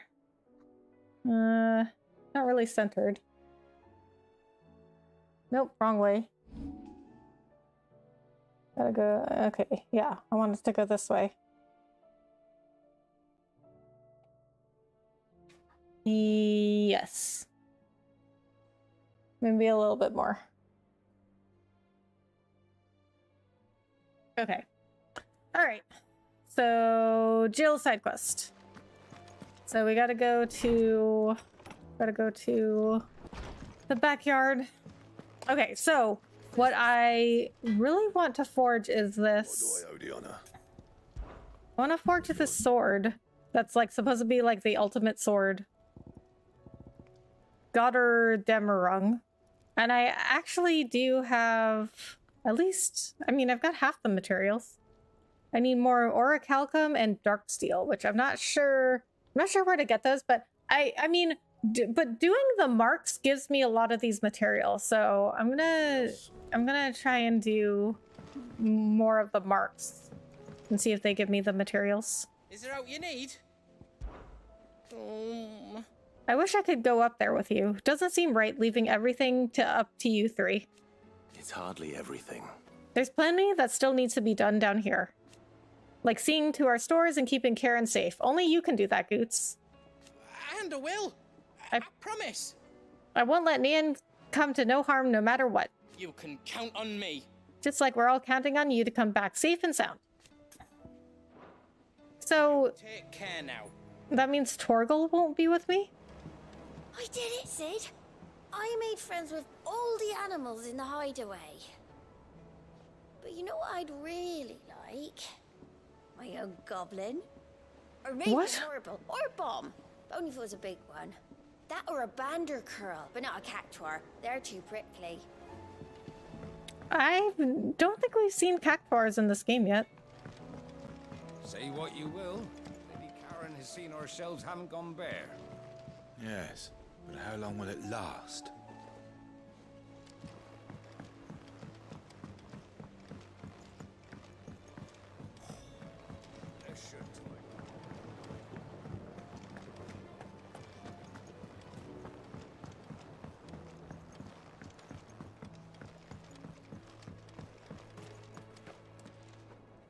Oh. What brings you down from the heavens, Sid? I need your advice. Joshua and I are looking for a place where snow daisies grow. Preferably in abundance. Snow daisies. Then you'll want somewhere not too hot and not too cold. And where the winds are strong enough to carry the seeds. Not too cold? Then why are they called snow daisies? Man's Hill would be a good place to start. There in the Royal Meadows, perhaps? Both have similar climbs and the right elevation. If the Blight hasn't claimed them yet. Right. Thank you. Did you learn where we might find our flowers? The gardener here mentioned the Royal Meadows in Sambrak. Ah, the fields beyond Northreach. Well, if that's the case, then Yote was right.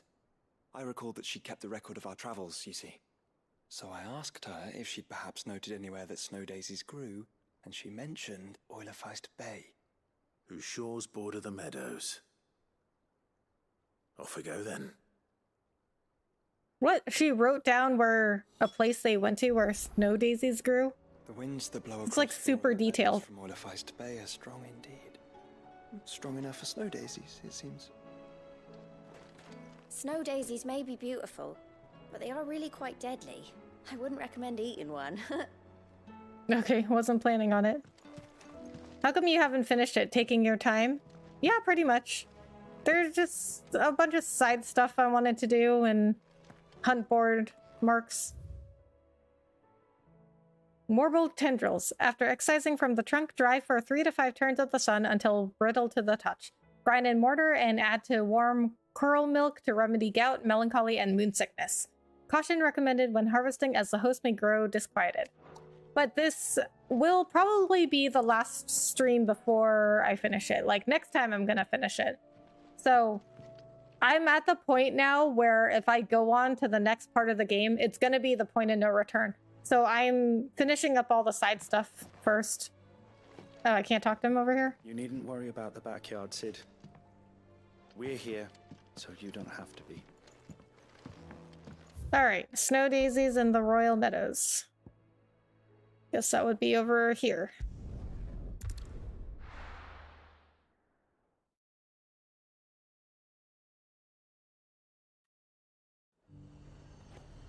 Normally I don't like doing the side stuff, but I like the side quests in this game. Although it seems like most people didn't like them.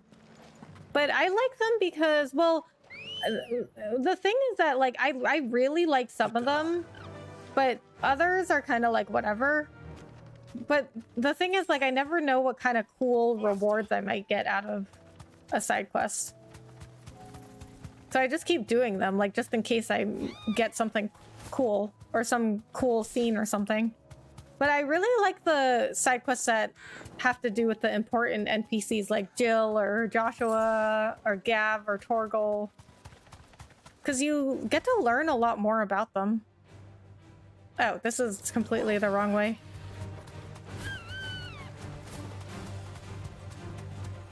So I have to go... I have to go through Northreach the other way.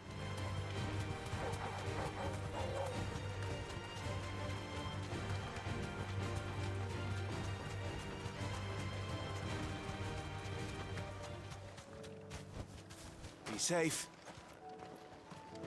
Be safe. I hear the Dukes agreed We've to got let us more keep pips than Avail's got pats. Seems the Duke's had a change of heart. I mean, I'm dedicating this entire stream to endgame prep. So I would expect that tomorrow I'll be able to finish it.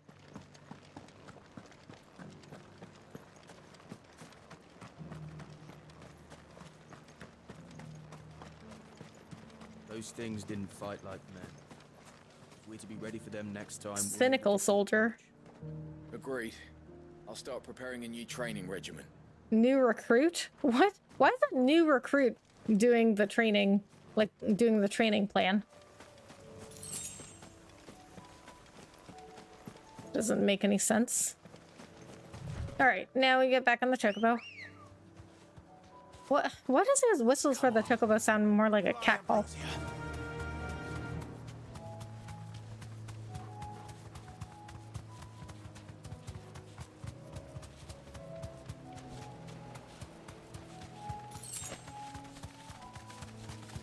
The meadows are vast. Where do we even start? Yote mentioned the coastline. We can start there.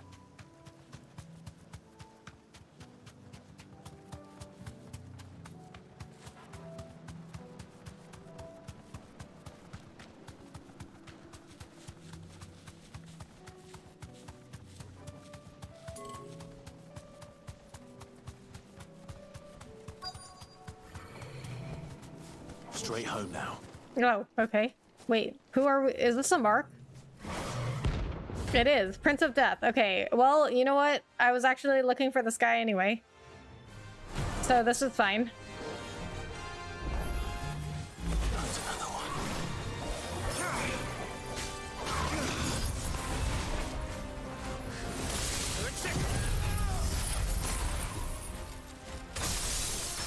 Okay, if I beat the Behemoth King, who is a rank S, I certainly should be able to beat this guy.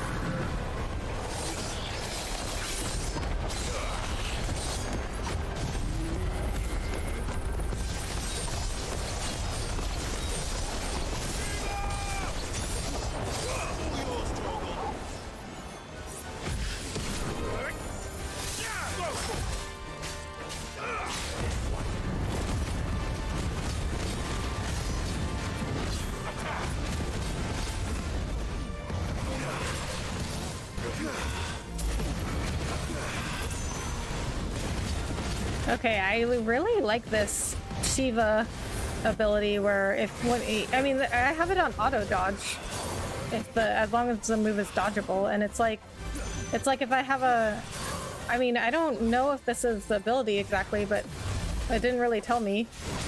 But it seems like every time there's like a precision dodge, there's a whole like it freezes the enemy for a longer period of time.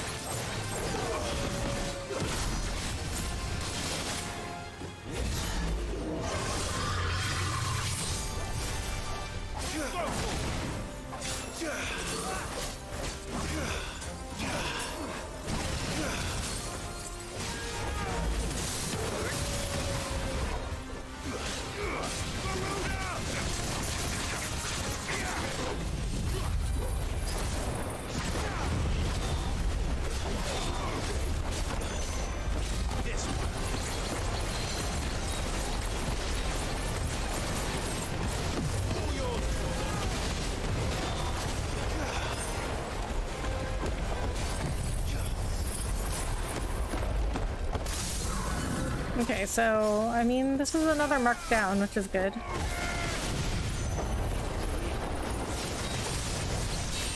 Always nice to do two things at once.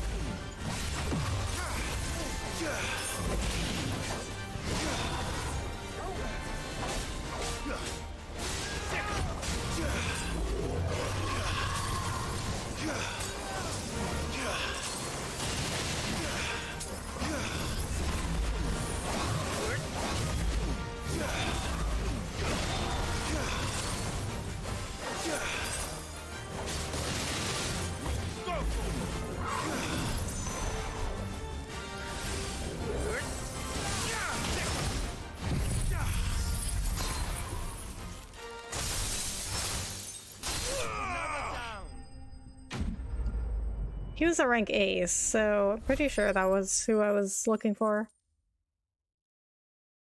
Well, I have him listed as the Grim Reaper, but he was... I mean, I ran into him...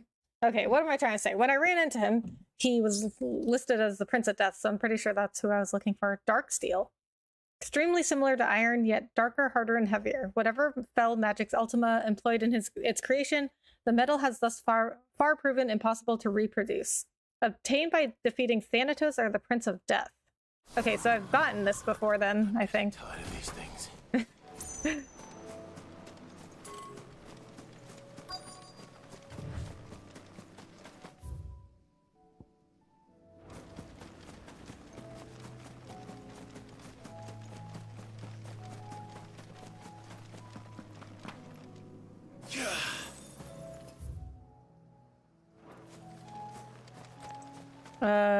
Is this where I'm supposed to be going? No. What? He said, Joshua said, start at, oh, okay. Over here. Look, brother. Do you see that? I do. The flowers and our friends.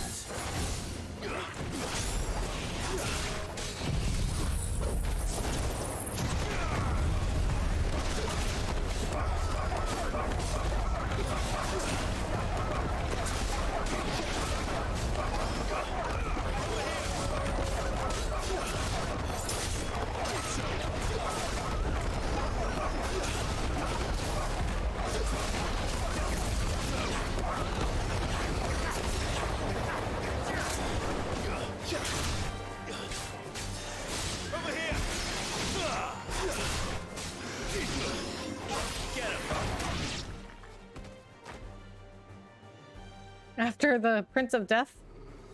That was easy. What do you see, boy? Oh boy, a Minotaur. Well, shouldn't be too hard. Let's hope this is the last one. Only one way to find out.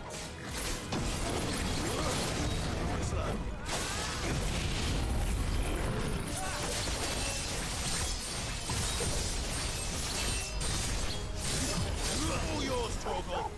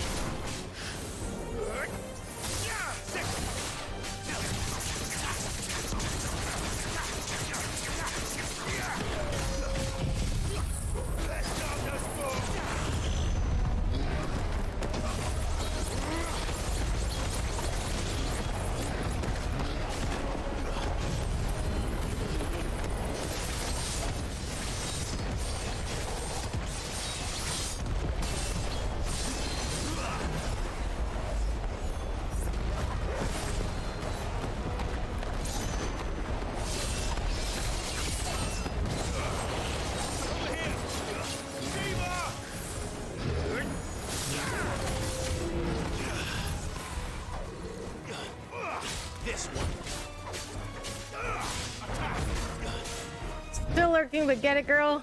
Thank you, Apollo, for the lurk. And the vote of confidence.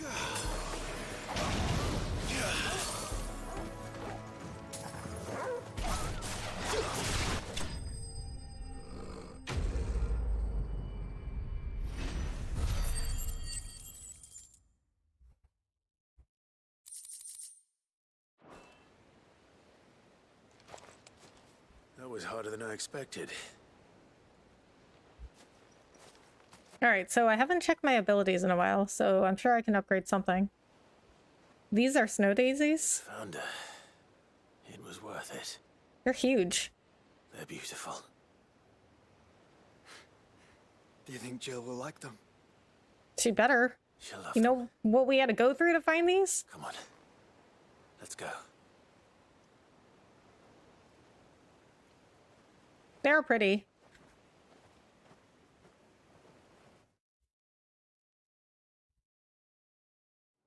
I'm not even that big a fan of flowers, but those are pretty. I mean, I like the way flowers look, but if there's too many of them around, like my allergies will be triggered and I'll sneeze like crazy. The rest, as they say, is up to you. Well, you and the skies. We wouldn't want another thunderstorm now, would we? If it's just like a few flowers, then I'm not allergic, but if there are like tons of flowers around, then my allergies go off. Like at my grandma's funeral, there were like so many flowers around and I couldn't even sleep because I was sneezing so much. I think I'm happy with my abilities.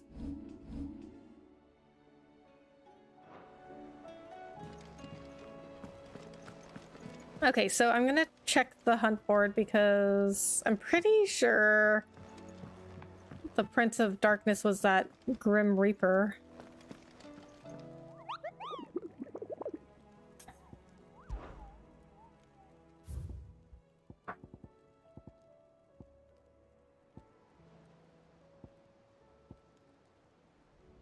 Prince of Death. Yeah, that was him. Alright. Let's check my abilities.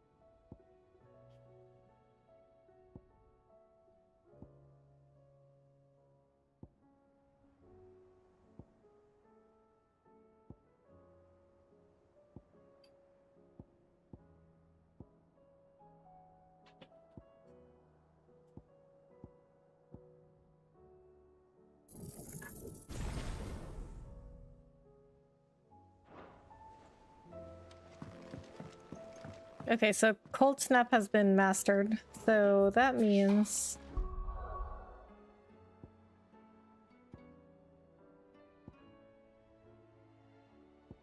That means I just need... I need Ice Age to be upgraded one more time, and then all the abilities I use from Shiva are upgraded. And then I'll work on the Odin ones. But I think Shiva's abilities, I think those ones are the best.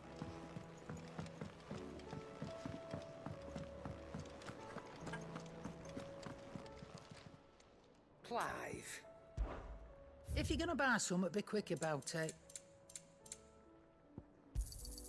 It'd better all be here. Okay, Jill is in my room again.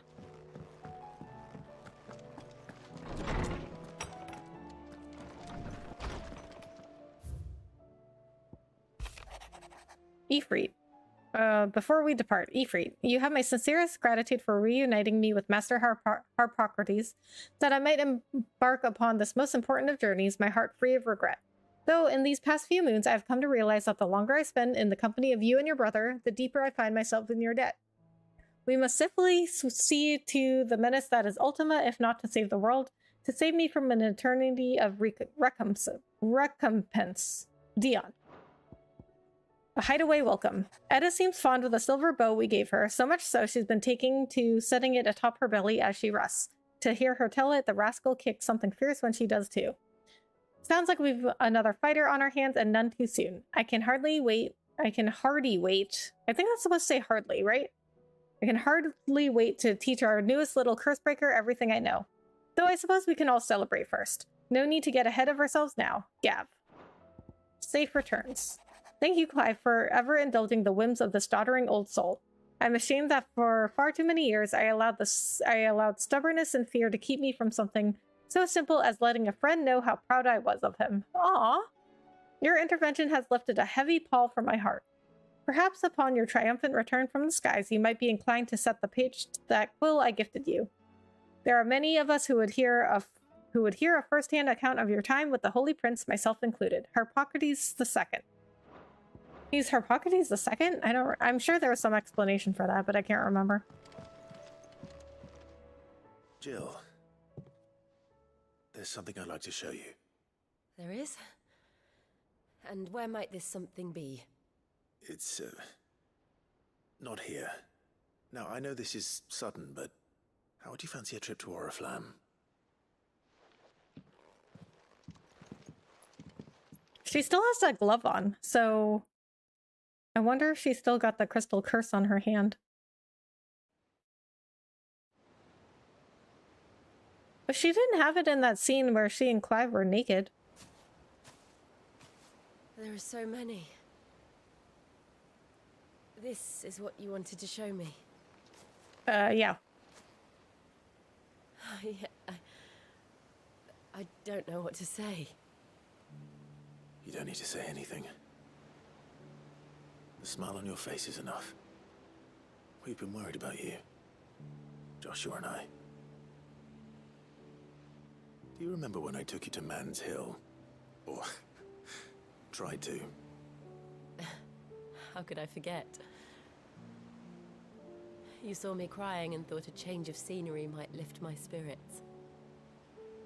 In the end, it earned me a nasty cough and a stern scolding from your mother. But I felt wonderful nonetheless. I'm sorry. I had no idea what I was getting us both into. But I couldn't bear to see you like that. Before we left, my chambermaid told me she'd overheard your mother talking about my marriage prospects with some of the noblewomen at court. They were debating whether it would be more profitable to marry me off to one of the high houses instead of saving me for the ducal line. No one thought to ask me what I wanted. I was nothing to them. A pawn at best. I felt so trapped. So lonely. I didn't know. But I wasn't alone. You were there. Your hand in mine as we ran for those oaks. And I knew then, no matter what happened, I would be all right. I'll never forget that feeling.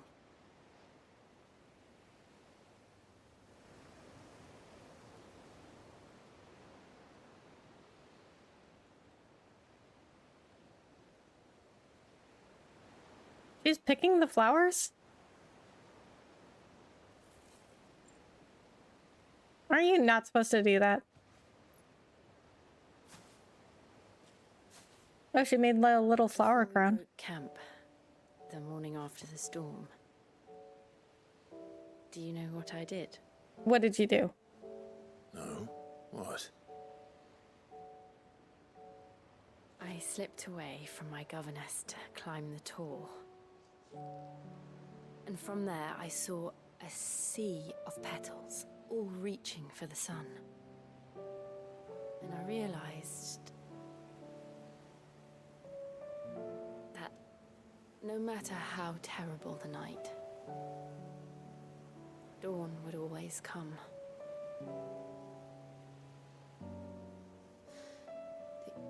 That you would always come for me. And you have. Again and again.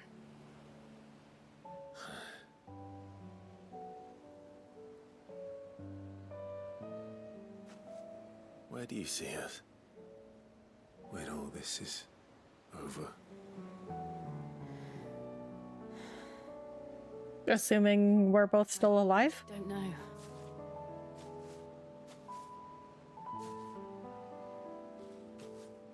Not here, though. I think I've outgrown the twins. After everything we've been through, the realm just seems so small. I'll need some space to spread my wings. Oh, she wants to go exploring the world. That's what you'll have. And I'll stop at nothing to see that you do.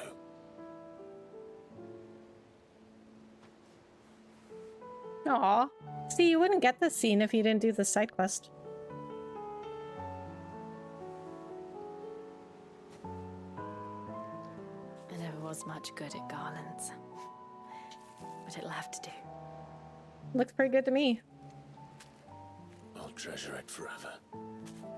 That is not gonna last forever. Thank you. You're gonna have to put it through some kind of preservative. For this. Like, the flowers. cover it in resin or something. Everything.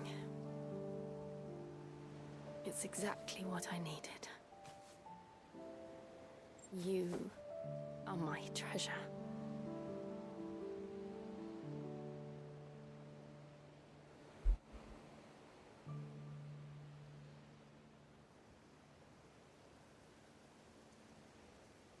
Aw.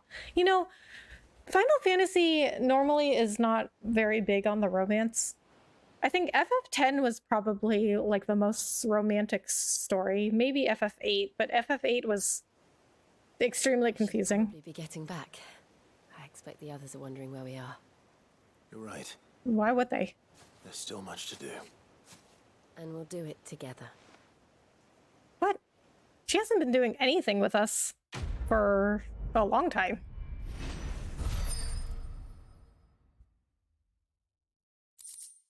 Snow Daisy Garland. A fragrant diadem. Oh, you know what? I learned that word from Harry Potter. It's like a crown. Handwoven by Jill from flowers picked on the shores of Oilifest Bay. I never was much good at garlands, but it'll have to do. Jill. Shiva's Kiss. Song of Winter, Autumn Gone, from Frosted Lips, Oblivion. Northern Nursery Rhyme. Well, that doesn't rhyme. Is it supposed to be pronounced like Oblivion? So it's rhymes with Autumn Gone. Reduces Diamond Dust cooldown time by 7.5 seconds. Oh, that is good, but Diamond Dust is already pretty quick at the cooldown.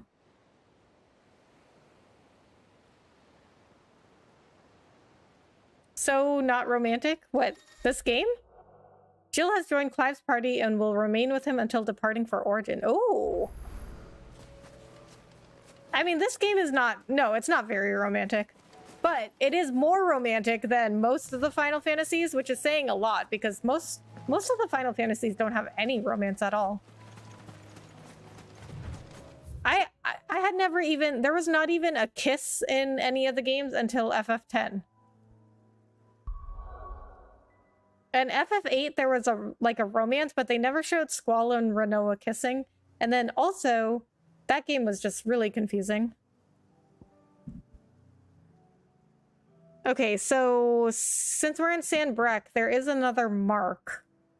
Penitent's Gate.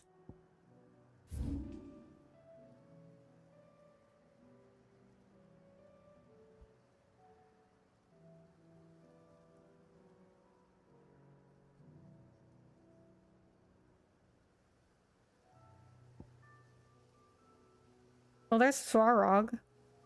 I guess I could try fighting him again, too. Where's Penitent's Gate?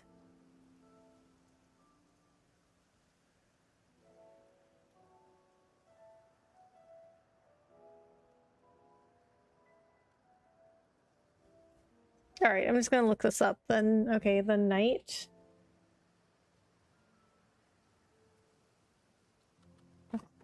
Penitent's Gate.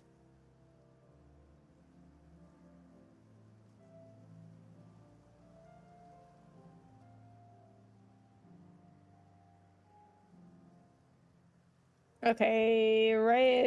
Okay, by the Royal Meadows.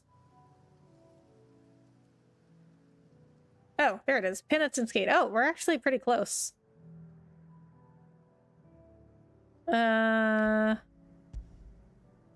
Right there. Okay, I don't know how I didn't see that before. All right, so we have Jill and we've got Joshua. Girl. Or do we just have Jill right now? We just have Jill right now. We should have Joshua too, though, because Joshua is supposed to be in my party until I leave for Origin. I mean, he'll still be with me in Origin, but Jill won't. But that is good that I have an extra person with Jill. So I do think the side quest, like, the people didn't like the side quests in this game. But I mean, I do think they give you some pretty good stuff. Like, I didn't even know that you could get extra party members until I was doing all these side quests. And then I got Joshua in my party, now I got Jill in my party. That should make the marks even easier.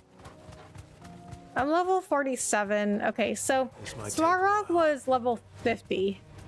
I did beat a rank S before, but he was level 47. That was the Behemoth King. And he was pretty difficult. Although, like I said, I did like a battle and a half with him because I had to start over because he went out of bounds and then I went chasing after him and I guess that made me go out of bounds, so I had to start over, which was not cool. But I beat him anyway because I'm good like that.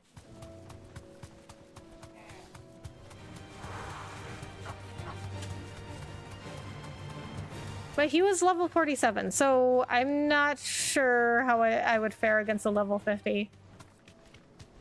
That's gotta be him. Alright, so we're gonna... Oh, there's an item over here. Alright, we're gonna save. I mean, I know it auto-saves, but I haven't manually saved in a while, and I like to have a manual save just in case.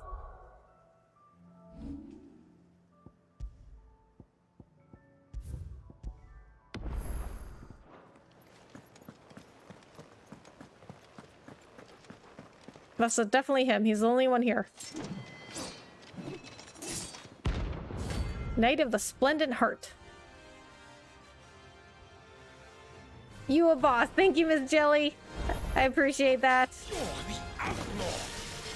Oh, you're only level 42. Madness on your knees.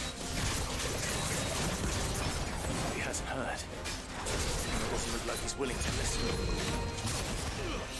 Slow. Only your death.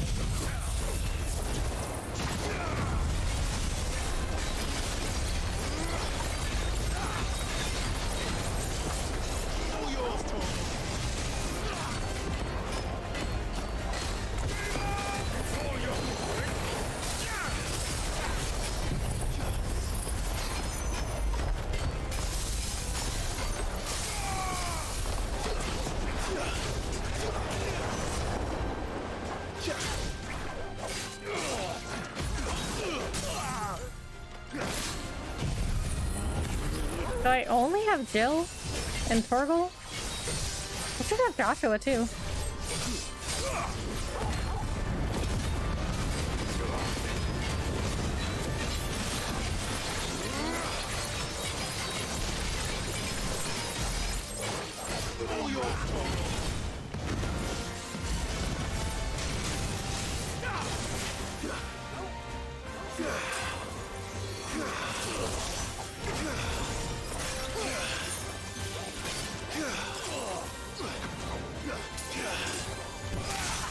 Okay, so what's interesting is that Jill is still using Shiva's powers, even though she gave those powers to me.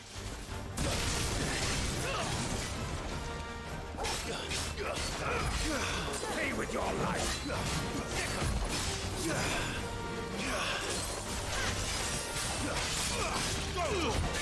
Nice try.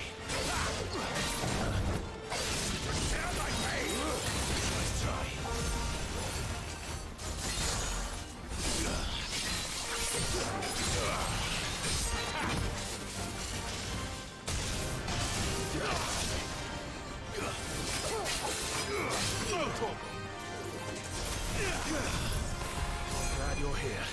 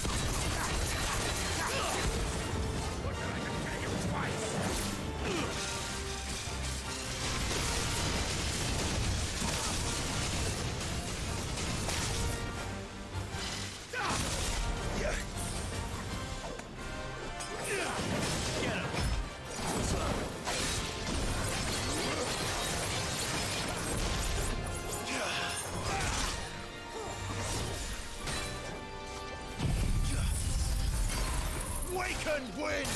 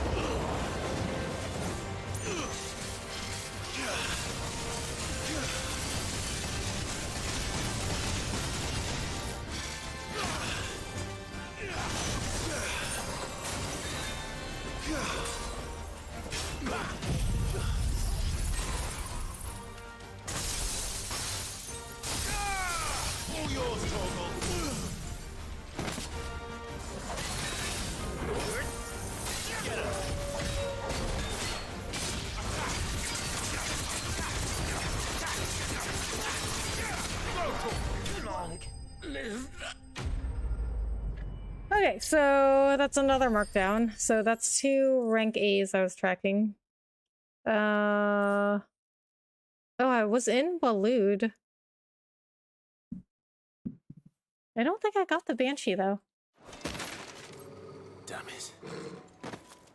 Dion would have been glad to have you back at his side. Aw. Okay, well, we don't need that anymore. Alright, I think I'm gonna go do these other 2 side quests, then we will look at the other marks, and yeah, I don't think I did the Banshee one. I'll check the hunt board when we're back at the hideaway. I also need to restock on some potions because that, whatever his name was, the Knight of whatever, he was only level 42, but he hit really hard. I mean, he didn't have that many attacks, but when he did get me, he hit really hard. He almost killed me. Where is a merchant in this place? All the way down there, huh? Okay. Well, first of all, we'll get this side quest done.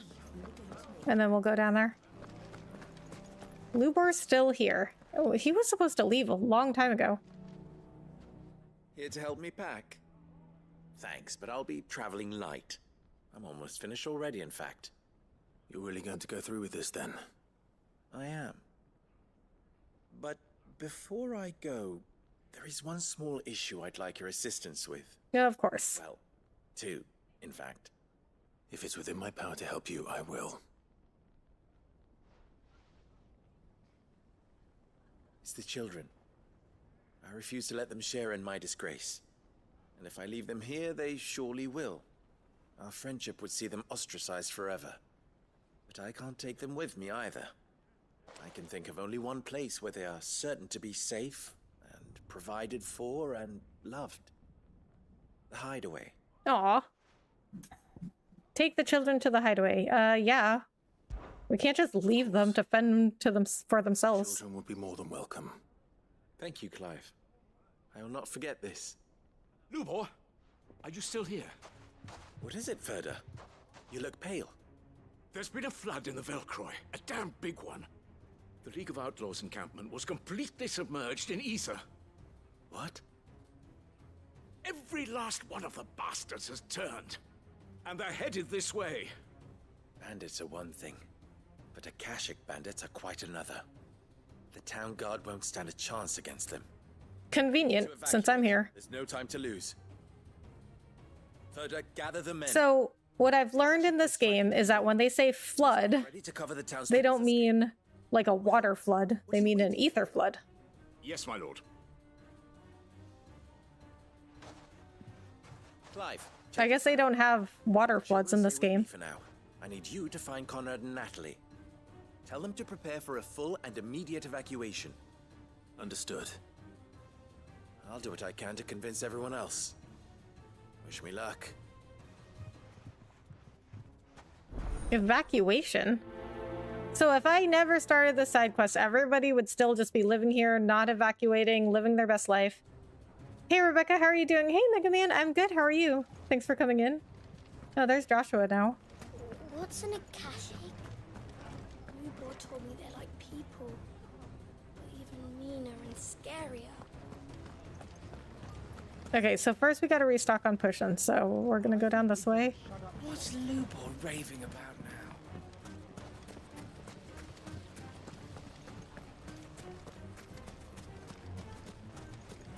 And apparently she's got something new. Are you looking for something in particular? The Breath of Darkness. Reduces Rift Slip cooldown time by 0.5 seconds. Okay, well that's... 0.5 seconds is... I don't know how helpful that is. Also, I don't use that ability. Choice. Doing good, just chilling. Nice. How's your weekend been? What are you working on lately?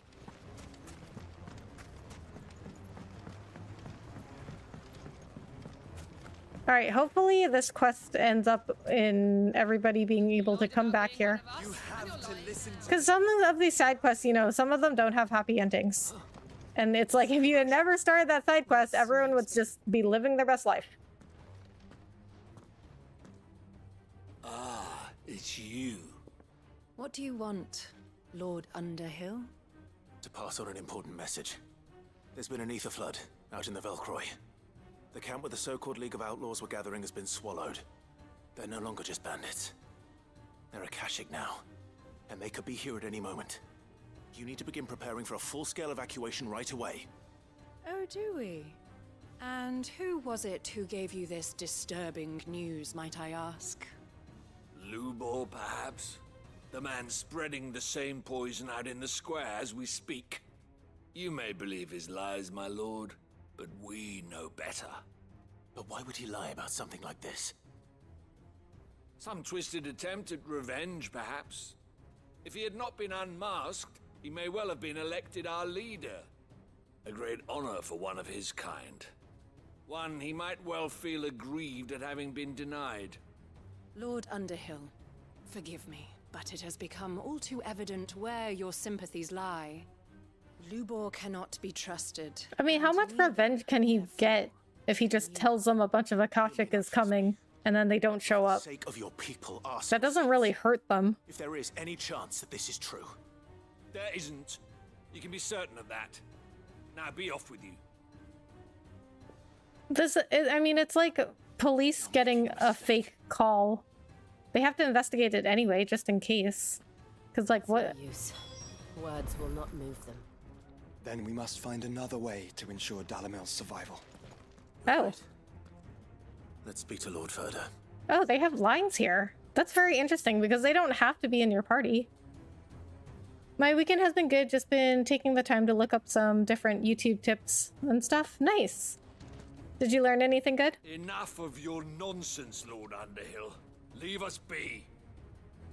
I do not know if you are in league with Lubor or if he has merely filled your head with his lies, but I do know that not a word you say is true.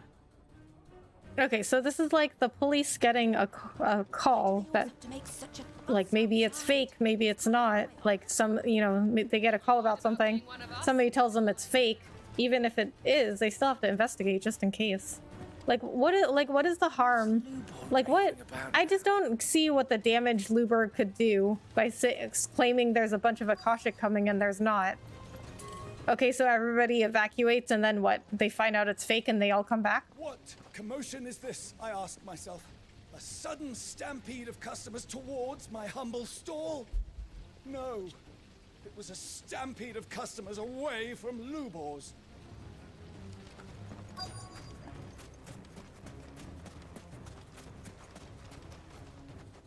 Lord Ferda. Sid, what's wrong? I went to warn Conrad and Natalie about the Akashic, but they wouldn't listen. They've convinced themselves that nothing Lubor says can be trusted. The bloody fools. Which means the town guard can't be counted on for support. But I can. If there's anything I can do to help you defend Dalamil, you only have to ask. I appreciate it. Sid! Further! I've been looking for you everywhere. Victor? I thought you'd left. I couldn't abandon a friend in need.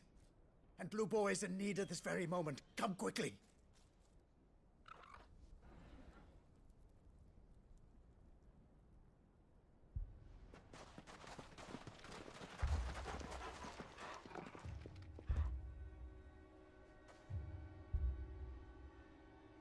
You have to believe me! The Akashic are coming! They don't eat, they don't sleep, they don't tire, and they don't care who they kill. They're unlike anything that's come before. There will be no parley, no mercy granted! We may have saved the town once, but this is different. I do not ask that you forgive me, but please believe me. If you do not run, you will die. You will all fucking die!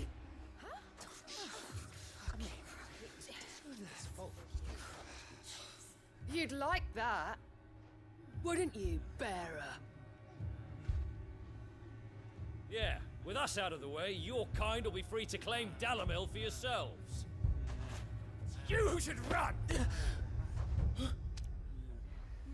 Run, bearer! Yeah, run! Run! Far away! Run! Just go Yeah. on. Yeah. Yeah. Yes! Go! Come on, then. Go on! Just go. Lubor. Wait. Someone's coming. Okay, so they think he's saying that because Hurting him! he wants bearers to take over the town. But people who aren't bearers still have all the power. So they come back and see it's occupied, they'll just take it back. What did Lubor ever do to you? He solves all your stupid problems, and he keeps all of you safe. You know there's nothing he wouldn't do for this town. Who was it who made that cleaver you use every day, Conrad?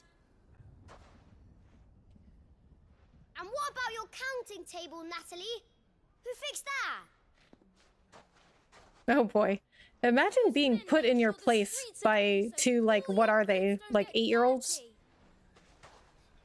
Who spends all day, every day making sure things run smoothly around here? And none of you ever say thank you. Ever. But did Lubor ever complain? Well, does he ever stop smiling? I mean, yeah, he's pretty snarky. But he is a good guy.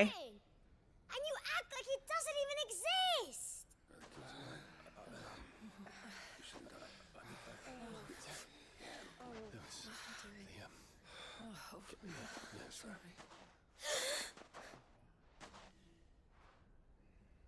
Lubor, we've heard enough. Hey, Rebecca, how are you? Hey, Millbuster.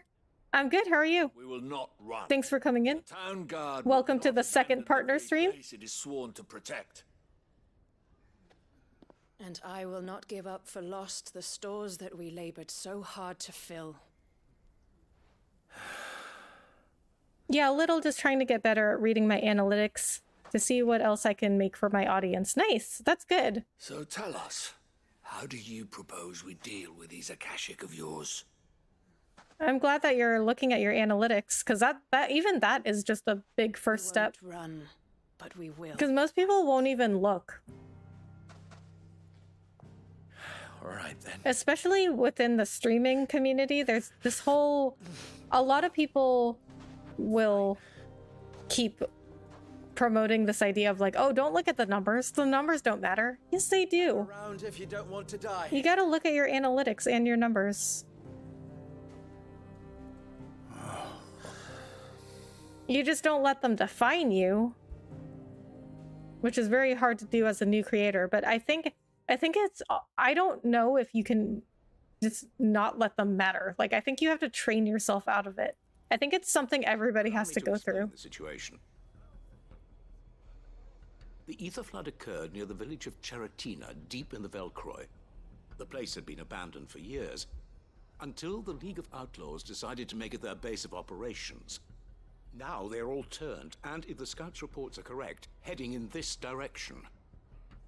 They are mindless monsters, driven only by hate and rage, and they are utterly unpredictable.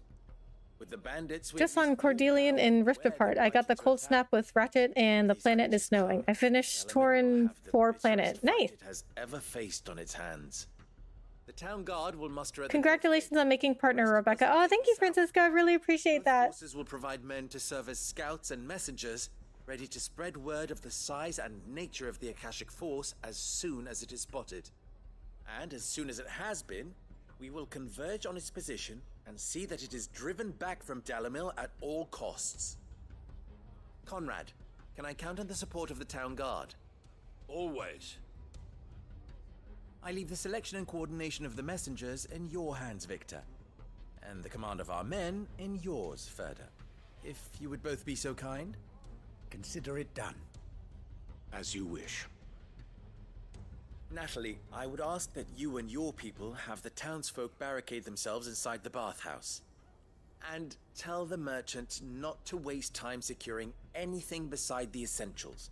Preserving life is our one and only concern. As long as we survive, it doesn't matter what trinkets we might lose. Our riches can be regained. And if anyone doubts that, let it be known that the Briar's Kiss stands ready to cover any losses. Very well. What? I shall tell them. How do you have enough money to cover any losses? Where else but the most perilous place of all? Oh, of course. I would like you to travel to the home of our erstwhile League of Outlaws, Cheratina itself. The main host is most likely still there, and Dalamil will not be safe until... Yeah, I have to do all the hard work. Root and branch. A little gardening. How pleasant. I doubt it. I have a feeling these weeds will be particularly stubborn. Luckily, so am I. Clive is pretty stubborn. All right then, we all know what we have to do. Now it's simply a matter of doing it. For Dalamil. I'm halfway through the platinum at 50%. Still getting trophies and new weapons. Nice. Yep, and another thing I gotta do is search up on YouTube other people as well and see what is working for them. Yeah, I do that too. Like, if I have a trouble thinking of a thumbnail, I will look at similar videos and see how they did their thumbnails. I won't like copy it exactly, but I'll just do my own thing with it. But I'll take general ideas from them. Like, oh, did they use text on this thumbnail or did they just have a picture? Like, what kind of title did they have? Something like that. Good. That will keep some of them out. I know some people say put yourself in their shoes since you like the same thing. It's just I got multiple interests, but I guess I think about what I would watch related to those things. Yeah, like Sighting an Akashic is to raise the alarm immediately. The messengers will see that our entire force rallies to that position. We stand together or we fall alone. Do not forget that. Yeah, I mean, I don't necessarily, Mega Man, I don't necessarily look at like a person that's doing the same thing as me. Like I'm not necessarily looking at like gaming per se. So like if I'm doing a podcast video, I mean, it's about being a streamer. So sometimes it is about gaming, but sometimes it's not. Sometimes it's just generally about being a content creator and being a streamer. So if I have trouble thinking of a thumbnail or a title, I will search something similar to what I'm doing. Like I'll enter in the search like podcast on being a content creator. Like how, like, you know, my last podcast was why it was interviewing my friend Captain Clutch, and it was interviewing on him on like, what were your reasons for leaving Twitch? So if I have trouble thinking of if I had trouble thinking of like a thumbnail or a title for that particular video, I would go in the search and look up like podcast on leaving Twitch, or so I'll just enter in a few keywords and I'll look at similar videos, but I won't necessarily look at like one creator's videos. I'll look at like videos on the subject or the video I'm trying to make. Be safe with us. You have my word.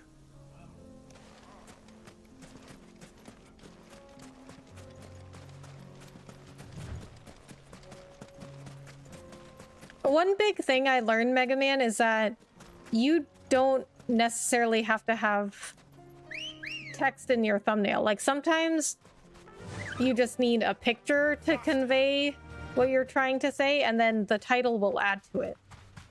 So the most common advice for thumbnails is like keep it simple. Like keep it really simple. Don't make it like too busy. Don't put anything in there that you don't need. And that sounds like really easy, like simple and easy advice, but it's not at all, because most people try to put too much stuff in the thumbnail. I feel like when we try to make thumbnails, we don't want it to be like stupid. What's waiting for us inside? You know what I mean? We don't want to feel like our thumbnails are like dumb.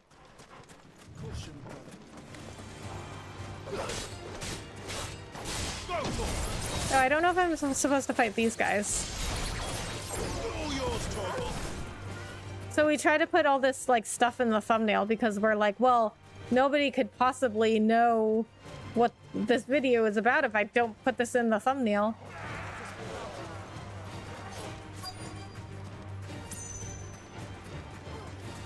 Okay, I don't think I'm supposed to fight those guys, so yeah, okay, I'm just going to fight only who I need to. Take the minimum amount of time with this quest.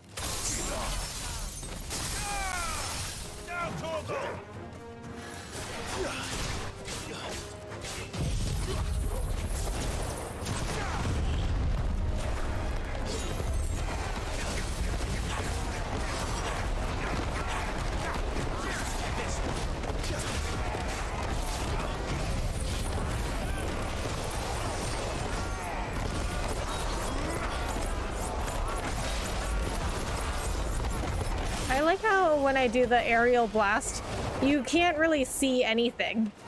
You just hear the screams of people or whatever creatures are in there.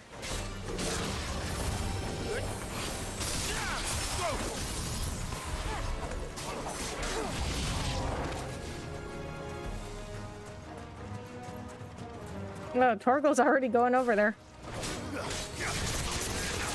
Yep, that's what I meant, just in general, seeing what is working for them in terms of video ideas for people. That's my problem with things. I can think of some stuff and other times I can't. Yeah, and I mean, you don't have to think of everything yourself, you know? Like, you can take inspiration from other people.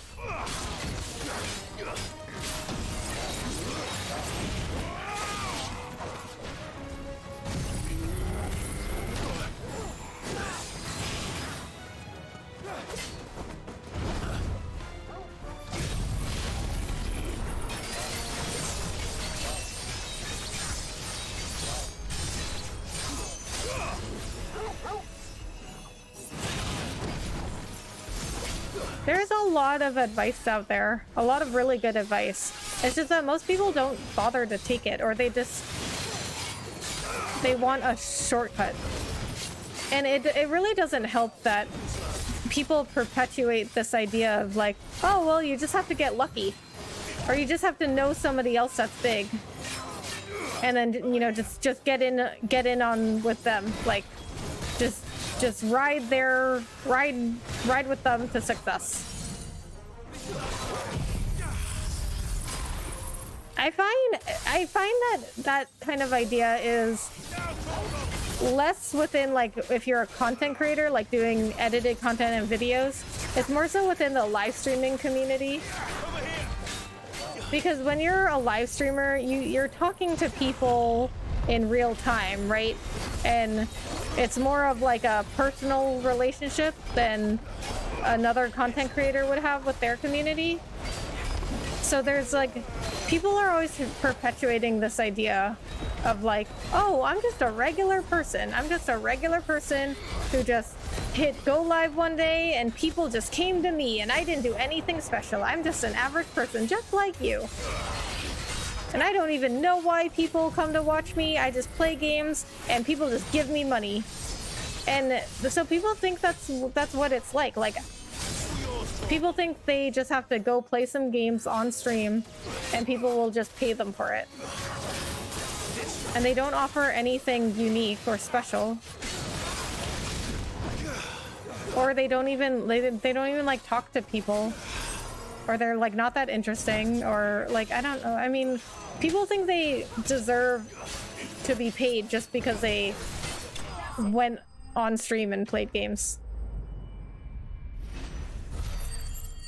But because it's so important for live streamers to be like, oh, I'm just like you. Which I don't subscribe to that idea of like, The League is disbanded.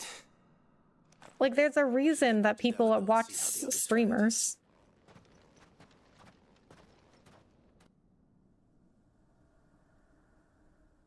And I don't think it creates, mostly I'm against it because it creates all these false expectations for people.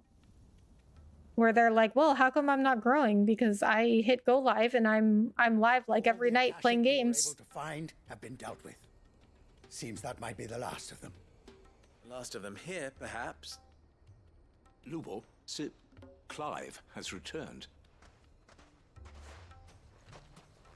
Clive! What news from Charatina? It's done. Root and branch. I knew you wouldn't let me down. Thank you, my lord. Friends, the Horde has been driven back. The Akashic have been defeated. And we need not fear the arrival of any more, thanks to Clive. Victory is ours. We bloody did it! We saved Dalamil. What? You didn't do anything. Lubor, allow me. I guess they did some stuff. They did hold the city. This town, we should never have doubted you. Oh. But we did. And for that we Maybe this does have a happy ending after all. We only hope that you can forgive us. We need you, Lubor. Dalamil needs you. So, if you would still like to be considered for the position of mayor, you have our backing. Oh, look at that. You do remember that I'm a bearer, don't you? We do. But that is not a stain on your character. It is a stain on ours. We thought only of what we perceived bearers to be, not what you truly are. The man who saved Dalamil twice over. I see. But I will only accept your proposal on 2 conditions. Name them. Firstly, that you will both do everything in your power to rally your people to my cause. If the Town Guard and the Merchants League do not accept my leadership, it will be doomed from the start. Unity is the key to defending Dalamil, and I do not doubt that we shall need to call on our combined strength again. When that time comes, I will expect us all to pull together, just as we did today. Of course. You have our word. And secondly, you will accept that if I am to lead you, the mistreatment of bearers must end here in Dalamil. Any bearer within our walls shall be afforded the same rights as any other citizen. They will not be judged by what they are, but who they are.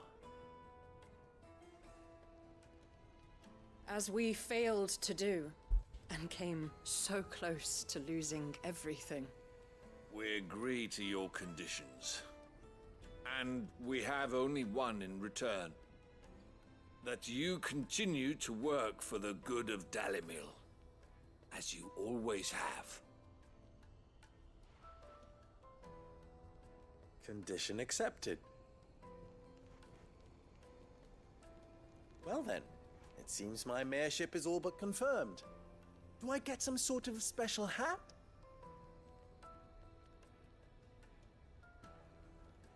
Oh, so it does have a happy ending after all. How fickle fate can be. Not so long ago, I had resigned myself to leaving Dalamil in disgrace. And now, I find myself her leader. Here. For everything. Wow, I'm surprised Clive just accepted whatever he gave him. About the children. Fear not, you are of course relieved of your responsibility. I would sooner face another horde of Akashic than see them brought up as outlaws. Ow. I'll make sure they're safe here. They'd be fine with me. You will. And not just the children, but everyone in Dalamel. I'll do my best. Can't have all your hard work going to waste.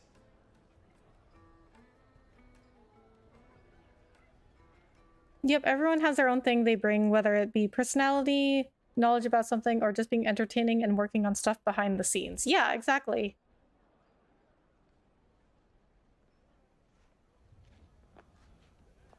So it's funny because I was like really upset with the last side quest I did with Lubor because that caused him to be revealed as a bearer and everybody kicked him out.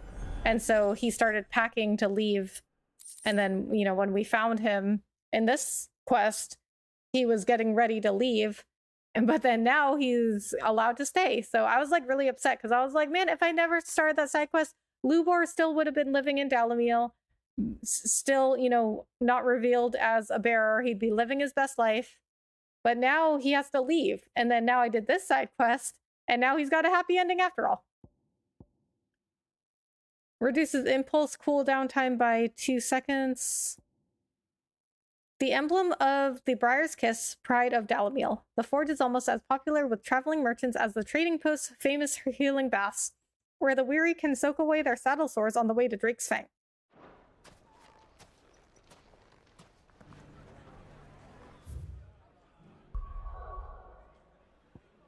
Okay, and then we got this side quest. So after we do this one, then I'm gonna go do the rest of the hunt board marks. Do I need potions?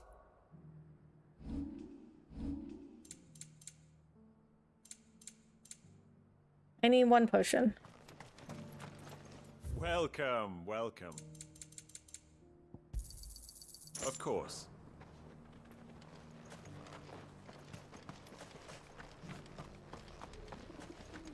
This is a Cyril quest? Yes, it is.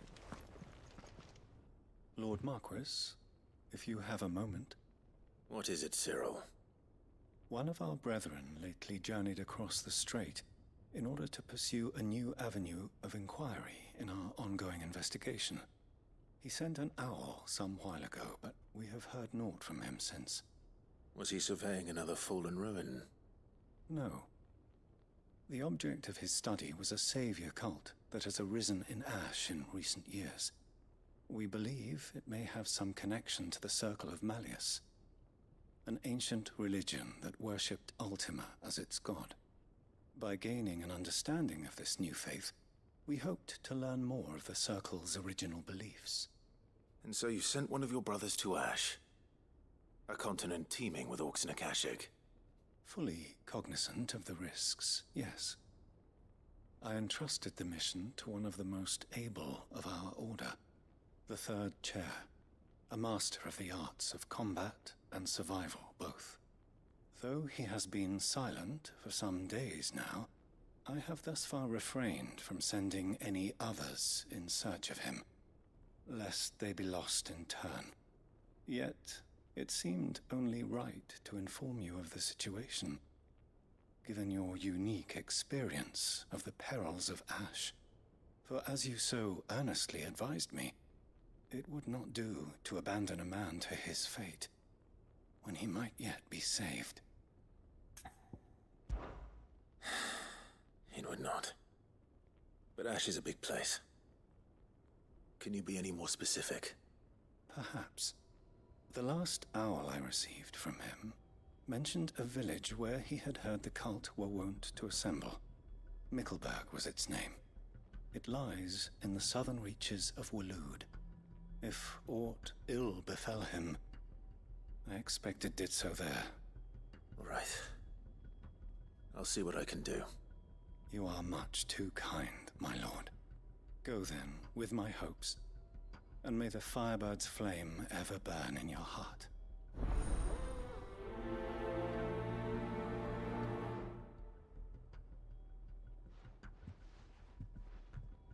When last I heard from him, the third chair was bound for Mickleburg. If you mean to seek him out, my lord, I can think of no better place to start. If this new faith really is an offshoot of the Circle of Malleus, then... Let's concentrate on finding the third chair first, shall we? Okay, so I do like these side quests because you get to learn more about also not just like the characters' relationships and some of the other NPCs, but some of the lore about the world. Like doing some of these side quests and then learning more about the lore and the background of this world, it helps me connect some of the dots. Okay, so Waloed, since we're going here anyway, maybe we'll go find that mark. Garnick. Okay, I think I remember I said I was gonna go here, but then I think I got distracted. All right, but you know what? I guess we might as well do the quest first. Yeah. We'll do the quest first. We're gonna stay focused, we're gonna stay organized. Side quests first, and then the marks. Maybe we'll find some marks along the way because that happens sometimes. I run into some marks accidentally, which is totally fine. Like that's ideal actually, because I can get two things done at one time. Kill two birds with one stone. Which is kind of a dark saying, really, but, you know, I guess it fits.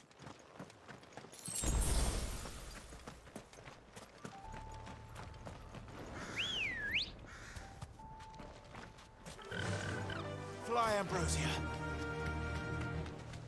So, since Clive has his own unique chocobo, I would love to see Joshua and Jill have their own unique chocobo, too. Just them though, like if we had like a Gav in the party or somebody, you know, an NPC that wasn't quite as important as they are, they could have just the generic chocobo. But I guess there's only the yellow ones in this Final Fantasy. Like Clive said, Ambrosia is the only white chocobo he's ever seen. And then there are those silver chocobos that we did in that other side quest, but those are like almost extinct, so they wouldn't have one of those. But I guess there's no other colors. Oh, this is the place that I went to before that was locked out.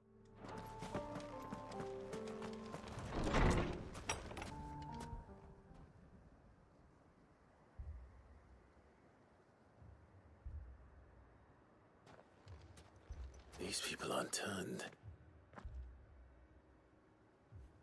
And the village seems safe enough at least.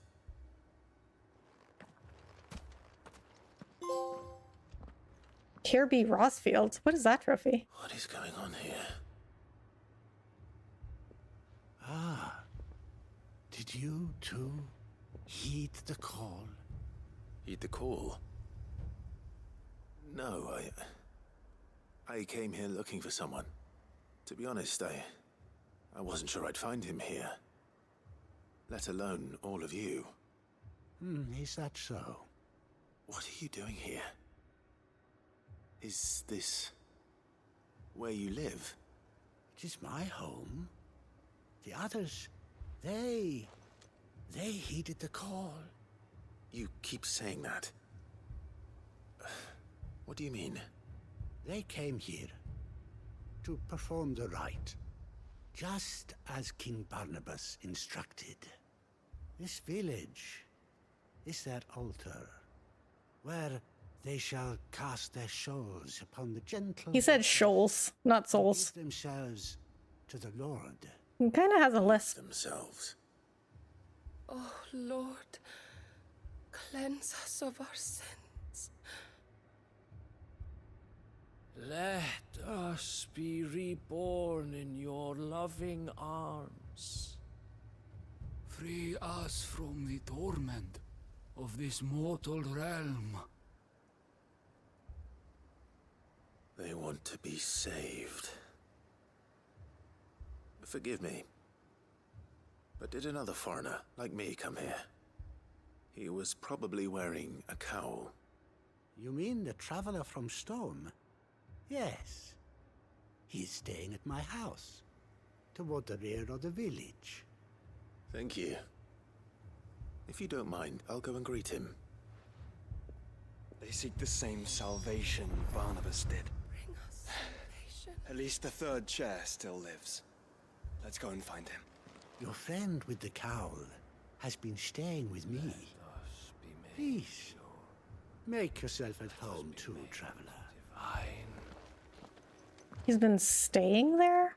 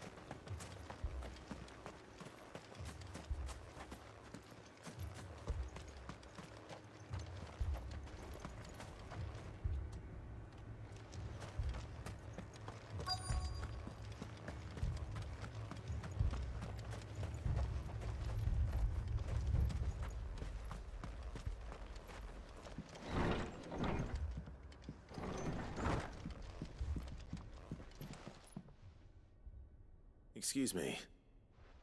Are you with the Undying? I am. And so it would appear, are you? Lord Rosfield, if I am not mistaken. Correct. That's right. And you must be the third chair. I am. Cyril was worried for your safety. He sent me to find you. Then I must apologize. I did not mean to trouble the bearer of the burning quill. Much less you, my Lord Marquis. He said that you had failed to report. Is there a reason for that? I came here to study the followers of this new faith. But the more I learned of them, the more my own faith began to falter. You have seen them at their prayers. Oh, he wants to convert? They devote themselves to the veneration of their Lord with a fervor I have never seen before. Praying night and day that they might be rid of their wicked wills and reborn in their Saviour's light. Not that they might be granted respite from their worldly woes, but so that they might continue to serve him. Serve him with all of their beings. I, too, swore to devote my life to the service of my Lord and Master, but this... 'tis different. It is more. And so I would see it through to the end. See these people safe, that they might achieve their dream. That they might do their duty to their Lord. Even if it should keep me from doing my duty to mine. You do understand what their dream is, don't you? I do, my lord. They would cast aside their wills and become a Kashik. What? I know that it may be hard to believe, but to these people, that is the very essence of salvation. Forgive me, my lord, but I must remain here. If you are to return to Master Cyril, I would consider it a great... Did Did you hear that, my lord? Something is happening. I'll go and find out what. This is the first undying person that I found that isn't like ready to give up their life for Clive and Joshua.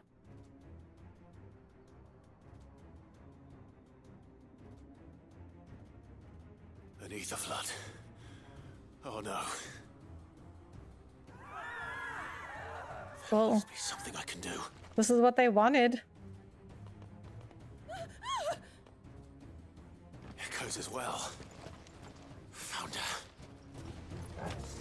Ready, brother? Ready.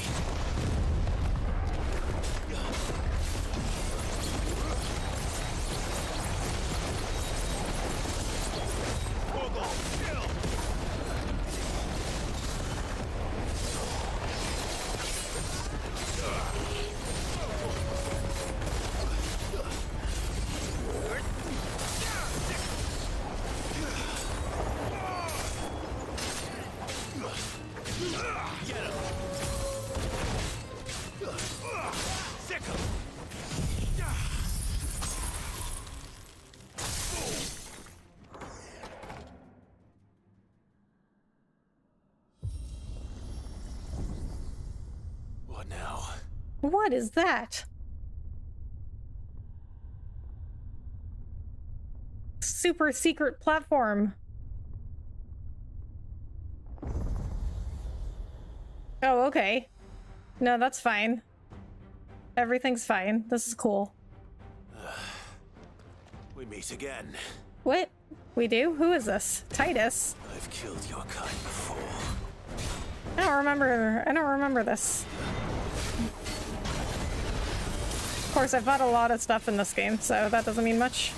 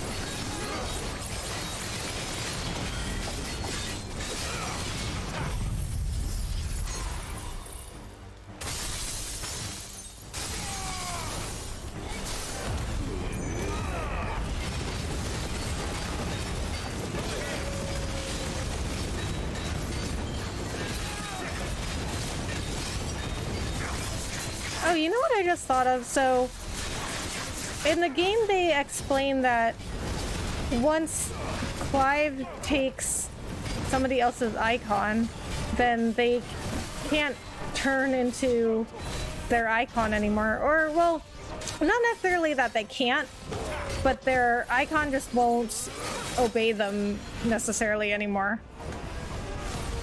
Like, I guess they might do what the dominant asks them to do, but they don't really have to like before. They said something like only if the dominant's will is stronger than the icon.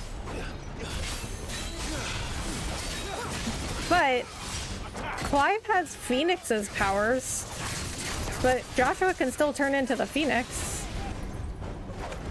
Maybe Joshua just has like a super strong iron will.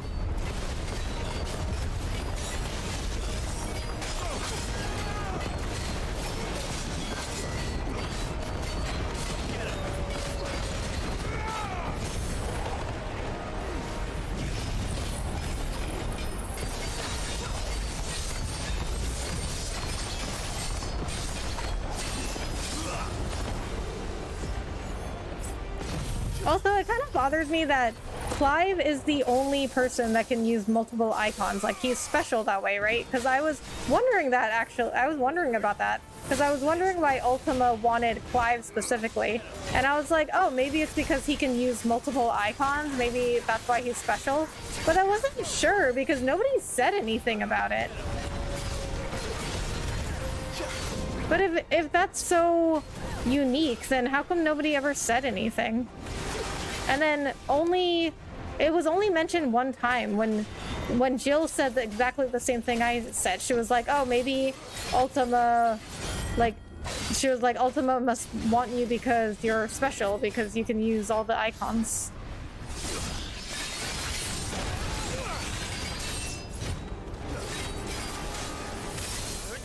But then I was like, wait, but if that's true, then how come nobody ever talks about it?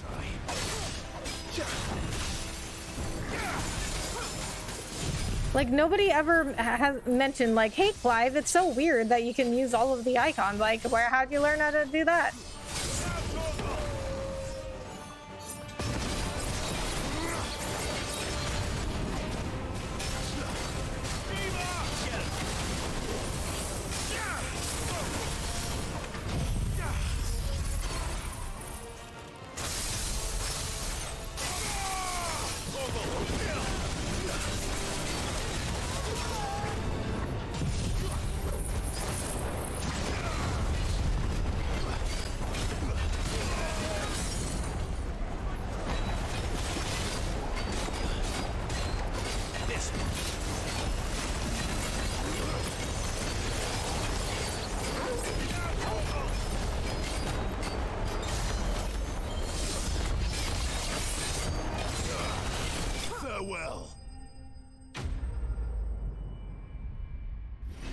Okay, well, this should be the end of this side quest, I guess. I think that's all the side quests.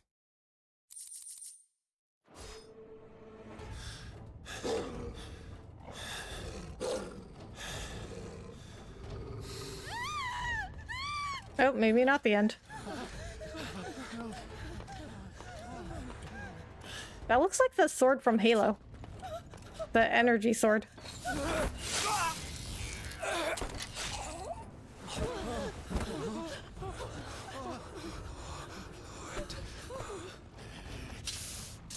Okay, bro, you can cast magic.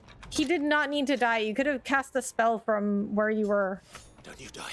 Come on, speak to me.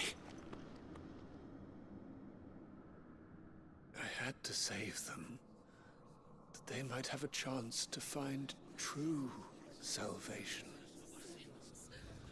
by devoting themselves to the service of their lord.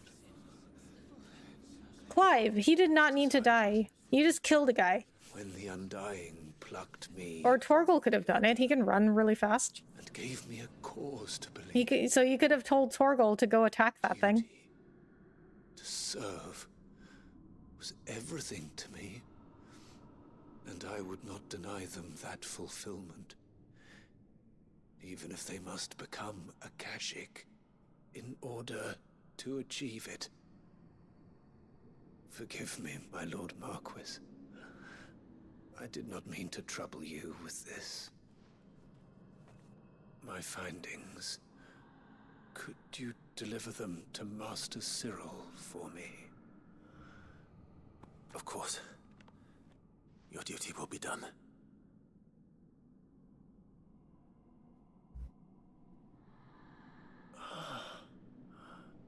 Look, my lord. They are saved. What? So they're Akashic now?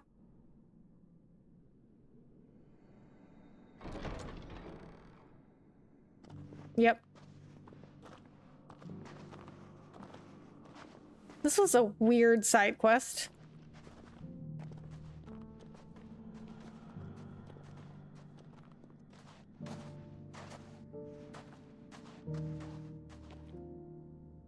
Although it does bring up some very interesting philosophical points, like what is the right thing to believe in? Like, just because you think something is morally wrong, does it mean it's morally wrong for somebody else? Like, we don't think people should become Akashic, but they think that was They are saved. them being saved. Found her. I should get this report to Cyril.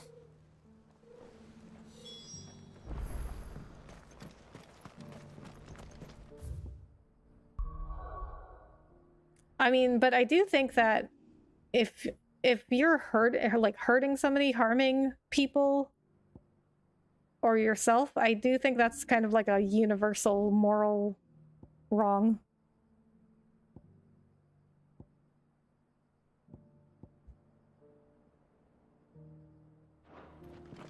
Okay, so I did not use any potions.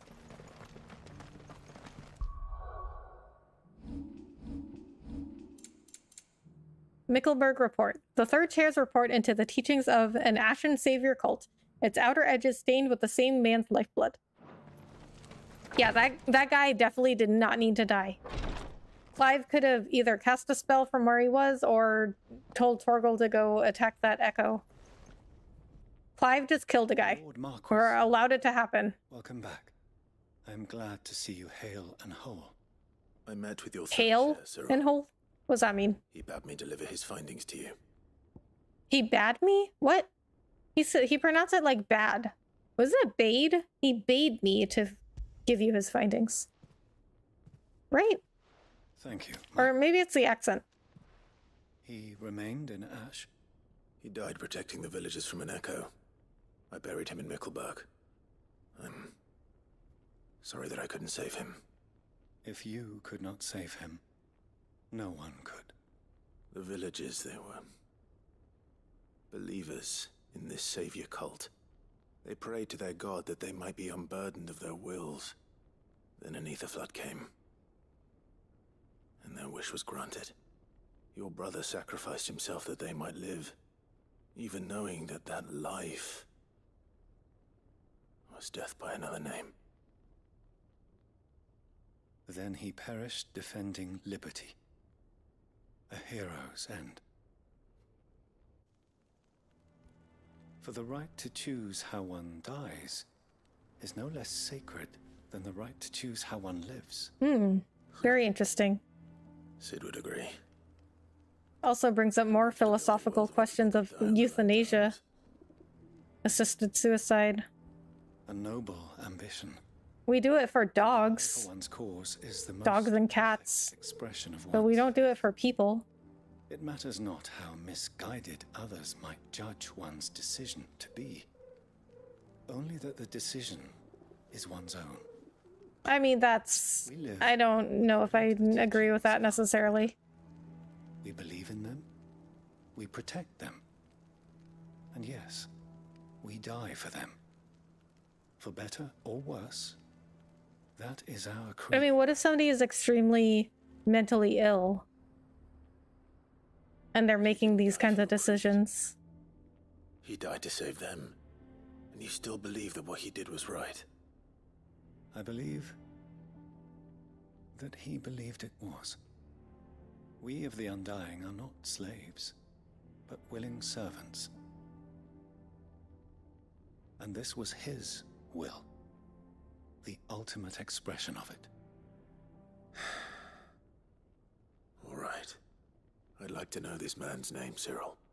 To know the names of all the Undying who've fallen in the line of duty.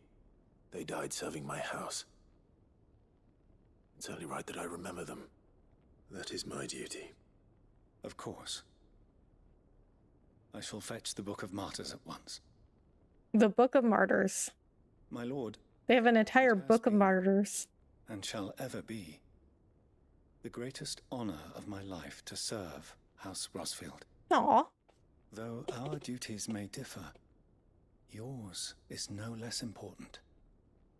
I pray with all my heart for your success. Well, mine is way more important. That's why your duty is to help me. All of my fallen brothers and sisters would feel the same.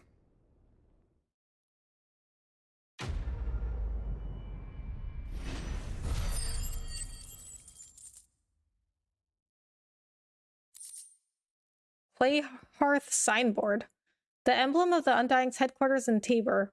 The village is home to the finest leatherworkers and lapidaries in Dalmekia, who are little aware that their affable new neighbors are members of a secret society sworn to serve the Phoenix. And another orichalcum.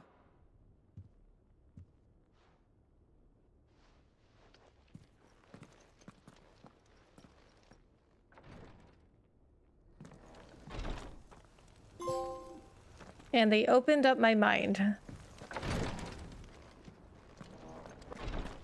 Shall have the Book of Martyrs fetched from the requiratory forthwith, my lord. But prithee, do not let me keep you should you have more pressing matters to attend to. The volume will be waiting for you when you next return. Okay, so I'm gonna check to see what these trophies are.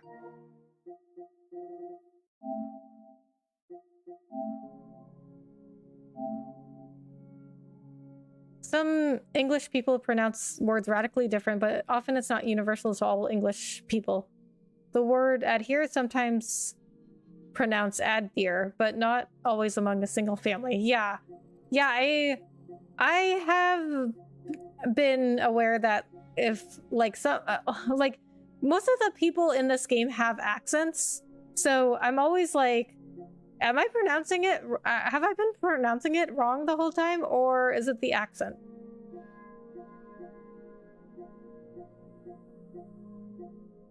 But yes, it's very interesting how like so many different words can be pronounced in different accents. Good to see you again. How are you doing? Hey, Levi. Good to see you too. I'm good. How are you? How's your weekend going? Collect 6 signboards. And then there's another one about here be Rossfields. Visit all areas on the world and local maps. What? This is a bronze trophy? But only 23.5% of players earned it.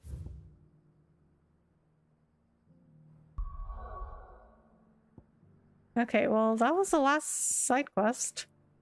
Okay, so... Garnick. Gotta go to Garnick. Siblings with the same dialect sometimes pronounce words differently. Really? That's really interesting.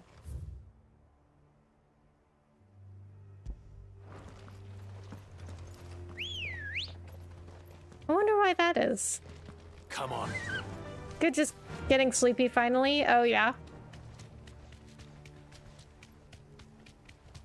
Careful. It is getting kind of late. Well, for me, I guess it's not that late. It's midnight for me. But usually I stay up really late.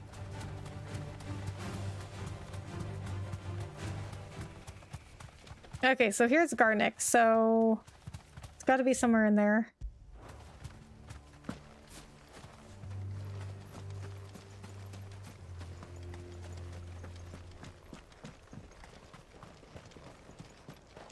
Oh, there it is.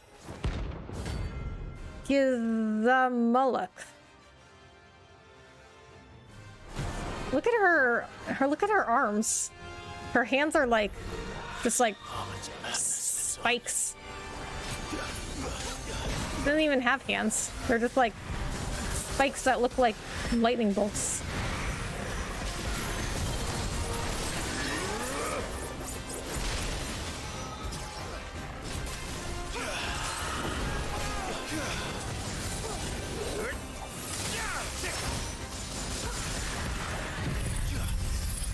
Thank you for reaching me. Very few are able to reach me back.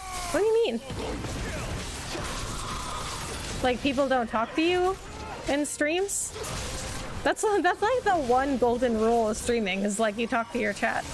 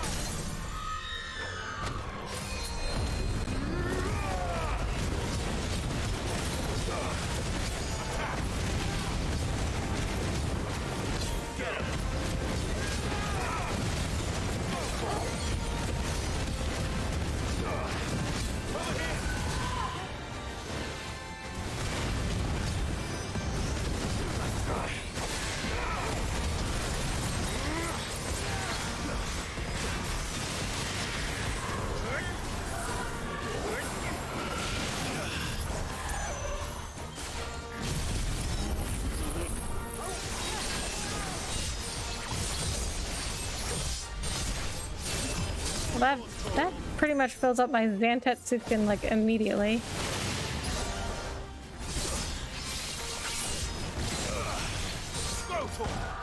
Like being a gentle personality. Ah! Well, I appreciate that.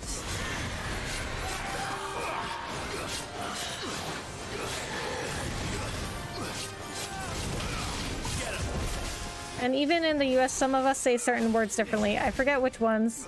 GIF is one, yeah.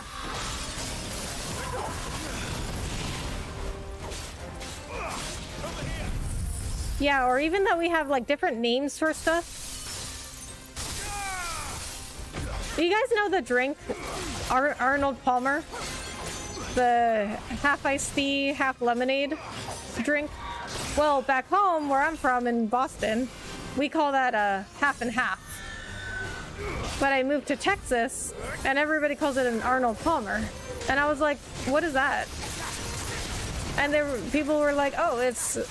Well, when I was first told, I don't remember who first told me this. But when I first found out, whoever told me was like, oh, it's half lemonade and half iced tea. And I was like, oh, so half and half. And they were like, what, you mean like the creamer? Like the stuff you put in your coffee? And I'm like, no. I'm like, no, that's what we call them back home. Half and half.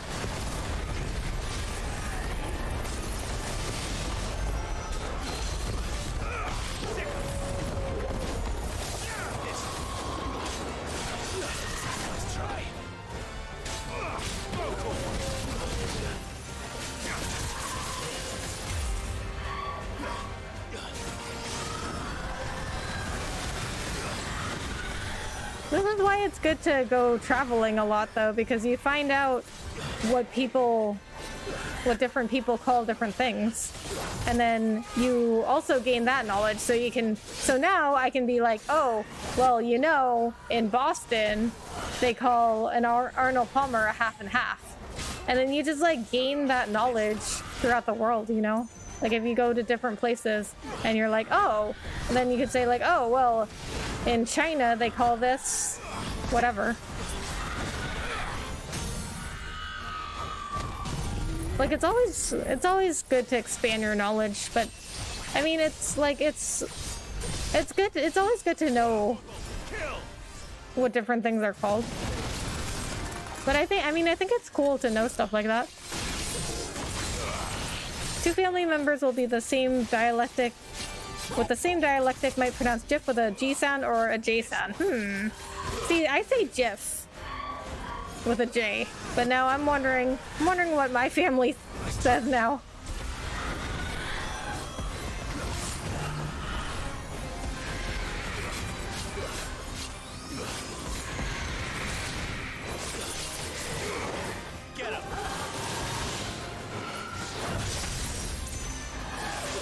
You know something else I noticed? The word specialty. I noticed a lot of, like, I work in IT, so I work with a lot of Indian people, and they were taught, like, a certain dialect of English.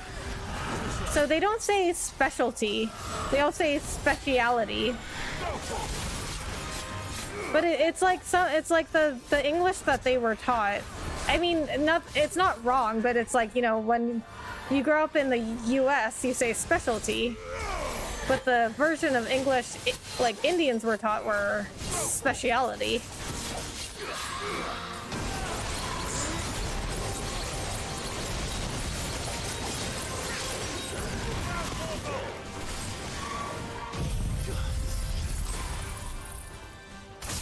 I love cultural stuff. Me too. Dialect, not dialectic. What does dialectic mean? That's like Pulp Fiction, where they discuss fast food terminology from Europe. Oh, really? I don't remember that. I mean, I've seen Pulp Fiction. I love Pulp Fiction, but I don't remember that. Rest in peace. R.I.P. I heard there's Viking writing on the rock in the bay that predates Columbus. Really? I did not know that. I'll have to look that up.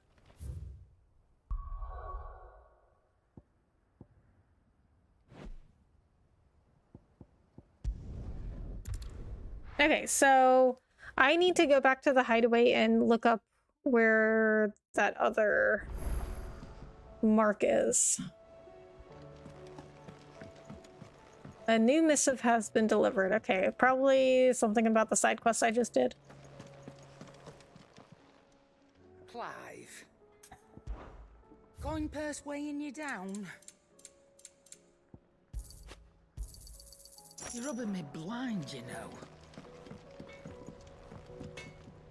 So what do I owe the honor? What do you want?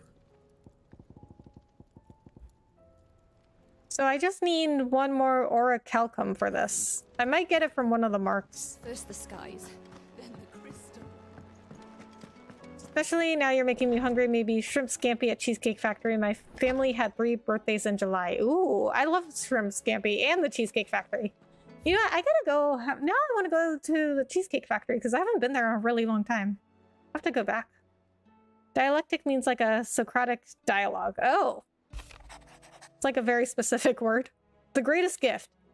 It feels like a lifetime ago. It was a lifetime ago. That afternoon on Man's Hill was our very first adventure, but somehow I knew even then that it would not be our last. I will never forget that day, and the simple fact that you have not either fills my heart with a joy so fierce I cannot describe it. Since the moment we first met, you have always been an important part of me. The half that makes me whole. When times are darkest, you are my light. When I am lost, you are my guiding star. You are just what I need. You are all that I need. You are the greatest gift, Jill. Ooh, sounds like somebody's in love. How does Clive feel about Jill, though? I don't know. He's not all that emotional.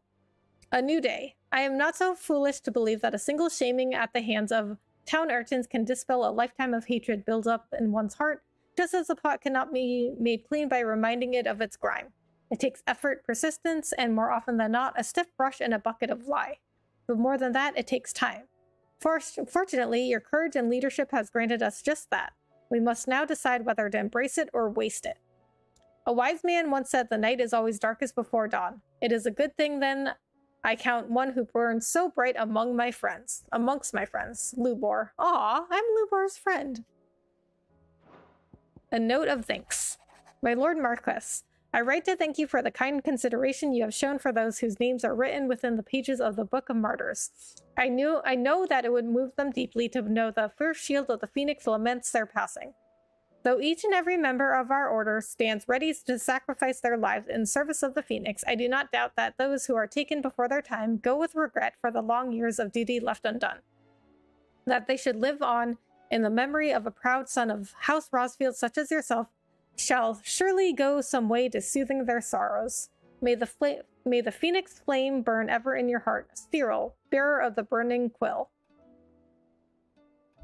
Okay, so he says, though every member of our order stands ready to sacrifice their lives, I do not doubt those who are taken before their time go with regret for long years of duty left undone. I mean, how would they know if they died? Me too. Well, we both have to get ourselves to Cheesecake Factory soon then. Yeah, autocorrect got me talking about dialectic. That autocorrect, Francisco. Shrimp scampi soon, hopefully. Yeah, that sounds really good. I love seafood. The Briar's Kiss signboard. I just had a seafood dish from this like local Chinese place, but it was not very good. So I could use a good seafood meal soon. The emblem of the Briar's Kiss, the finest forge in Dalamil, run by its puckish and precocious young forge master Lubor. He inherited both his forge and the role of deserteur from his predecessor, the original Rosanna Dalamil, though the mayoralty of Dalamil he won entirely by his own merits. Clayhearth signboard. The emblem of the Undying's headquarters in Tabor. The Undying are a secret society sworn to serve House Rosfield, and more particularly the dominance of the Phoenix that are born into the Rosfield line. Such is the Acolytes' faith in the Phoenix, they will gladly surrender their lives if it should be for the benefit of their master. Snow Daisy Garland, a friggin' diadem, handwoven by Jill from flowers picked on the shores of Olivefist Bay. The garland rekindles memories of a more innocent time and speaks of a love that can never fade. So we only got one more thing to put on the wall. I don't know how to get it because there's no side quest left, but I can look it up.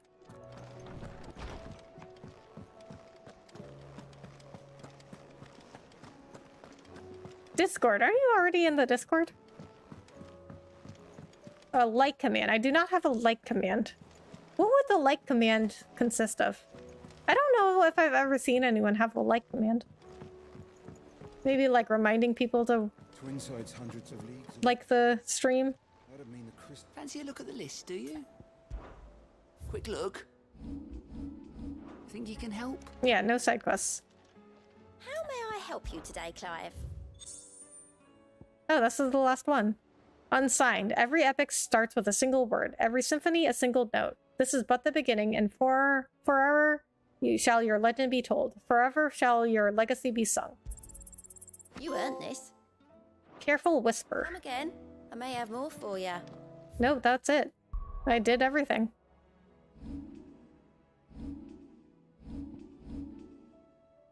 Wait, what was that thing she... Oh, this. What is this? Fallen Enigma. In the several thousand years since the Fallen came crashing down, most of the objects that came crashing down with them have either been hoarded or destroyed. Those few that have not are occasionally found when erosion or excavation chances to unearth them. And while their purpose is unknown, they are highly sought after by scholars bent on unlocking their secrets. Yes, it helps the algorithm. Okay. I can put in a like command if I remember. Okay, the tricephalic terror. Okay, this doesn't tell me where it is, but I can just look that up. But I know where Swarog is.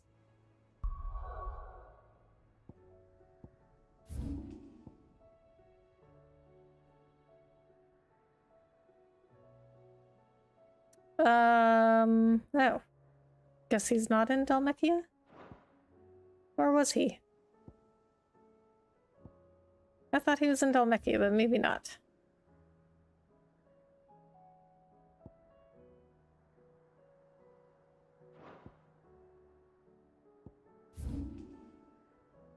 Oh, there he is.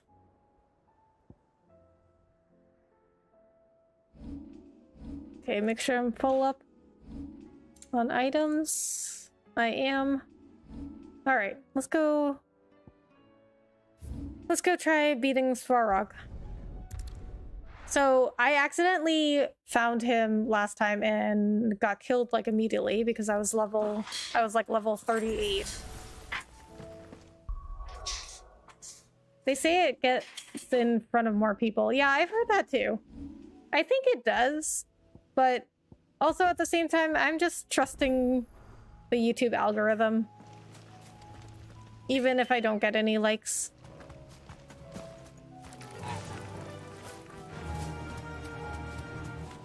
I mean, the YouTube algorithm it's still really, really good.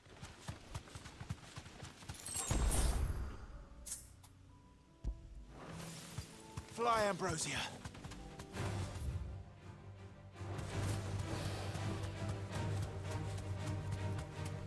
I would say YouTube, out of all the platforms, I would say YouTube has the best algorithm. YouTube's like #1. Then I would say TikTok is second. Then I'd say like Instagram and Twitter are like tied for third. And Twitch is definitely the worst. Like definitely. Like without question, Twitch is the worst. Oh, I guess I should have kept the chocobo. I didn't realize I was this far.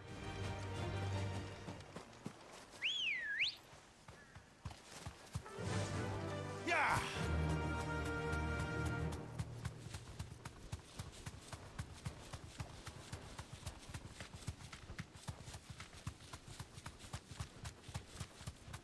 Yep, there he is, just chilling.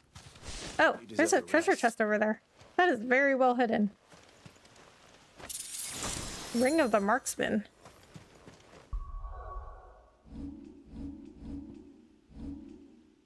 That must be an accessory. Distance will only save you for as long as it takes my arrow to reach your heart. Lock of the Full Quiver. Increases the will damage of magic by 10%. I don't really use magic. I mean, I just use my abilities, but I don't really use Clive's magic. Alright, so I got Jill, Torgal, and Joshua with me. So maybe that'll make it a little bit easier.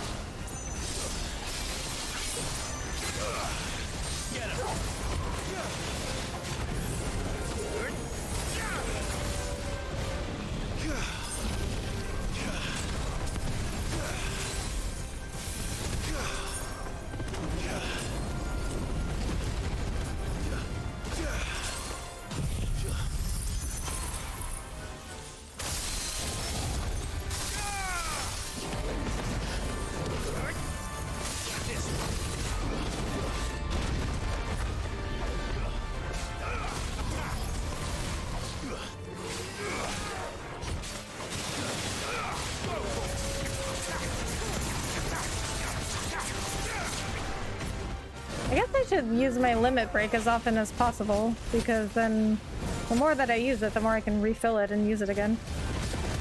Especially against a giant enemy like this.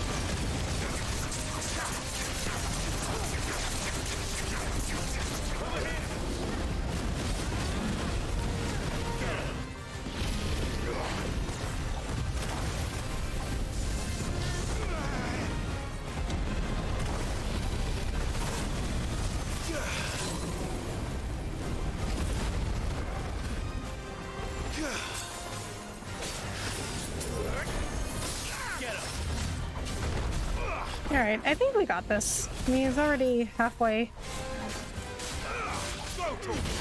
He's already halfway down his health bar. And we still got a whole bunch of potions left.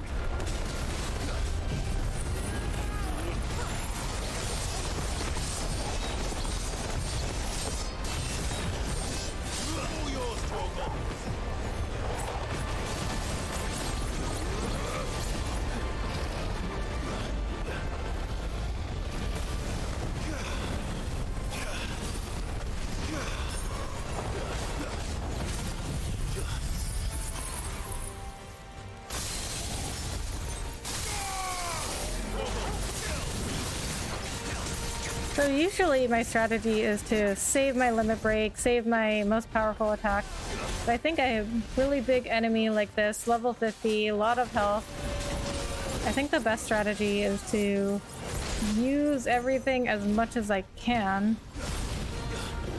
so that it refills as much as possible and I can use it as many times as possible.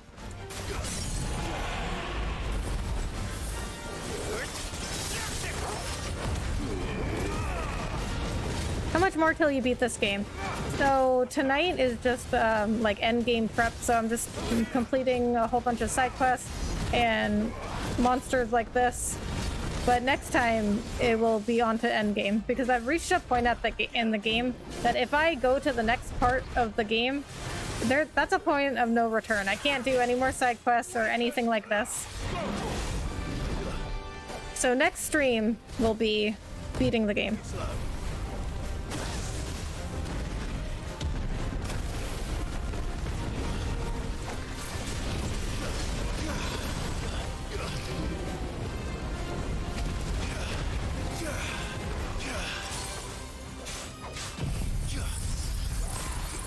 So that will probably be tomorrow. It'll be either tomorrow or Tuesday.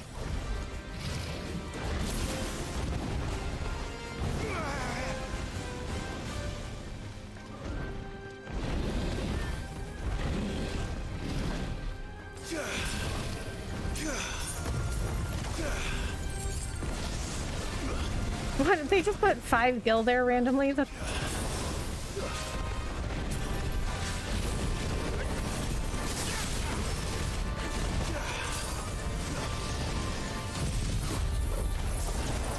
Any plans on what next? Dave the Diver is gonna be the next game.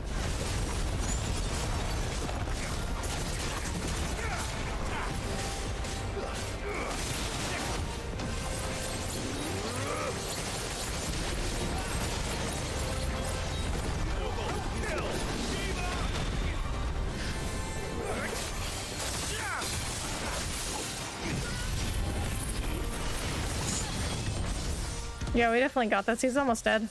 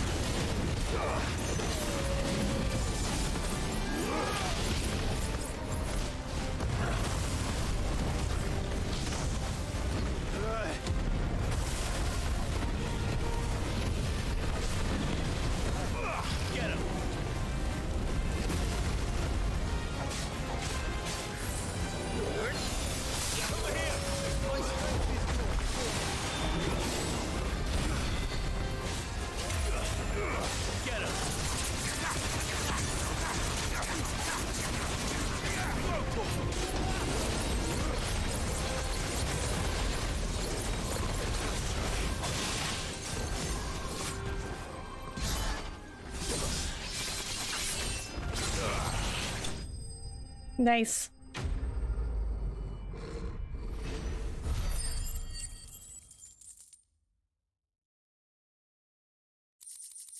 Ooh, orichalcum. That means I can forge that really good sword. Definitely not to be trifled with. So, back to the hideaway. And I only have one more mark. Okay, so let me look up where this other mark is, because I am not going to. I'm not going to just find it on my own. FF16 hunt board.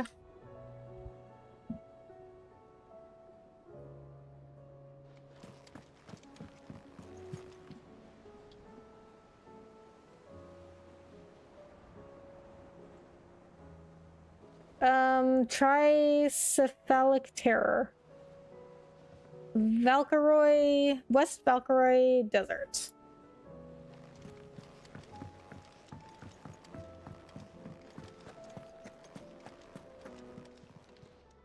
Clive. Go on then.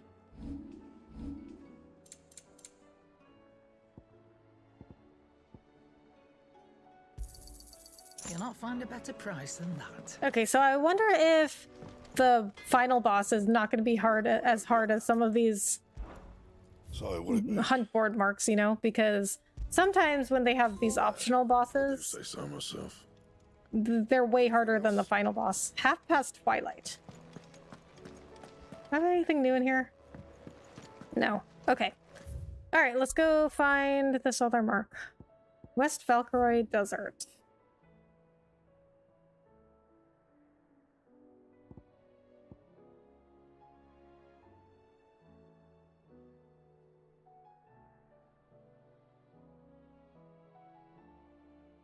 Okay, so it's like somewhere around here. Oh, right. I forgot that you can't place a marker unless you're in that map, which seems kind of dumb. Back in Dolomil, though. Where is Lubor? There he is. Looks like he's got some new dialogue options. Bye for a chat, have you? Until recently, I could have counted the people who knew my secret on one hand and still had a thumb to spare. Renz, Drika, my former master, and your former mentor. Rosina was the first to realize. I was a bearer. She knew it from the very first, and she took me in and raised me as if I were her own.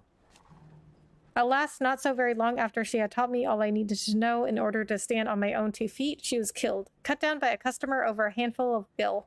I swore that I would avenge her. That my own life was a small price to pay if it might help me end her murderers. The Cid stopped me. Ruzenia didn't raise you to be a fool, he said.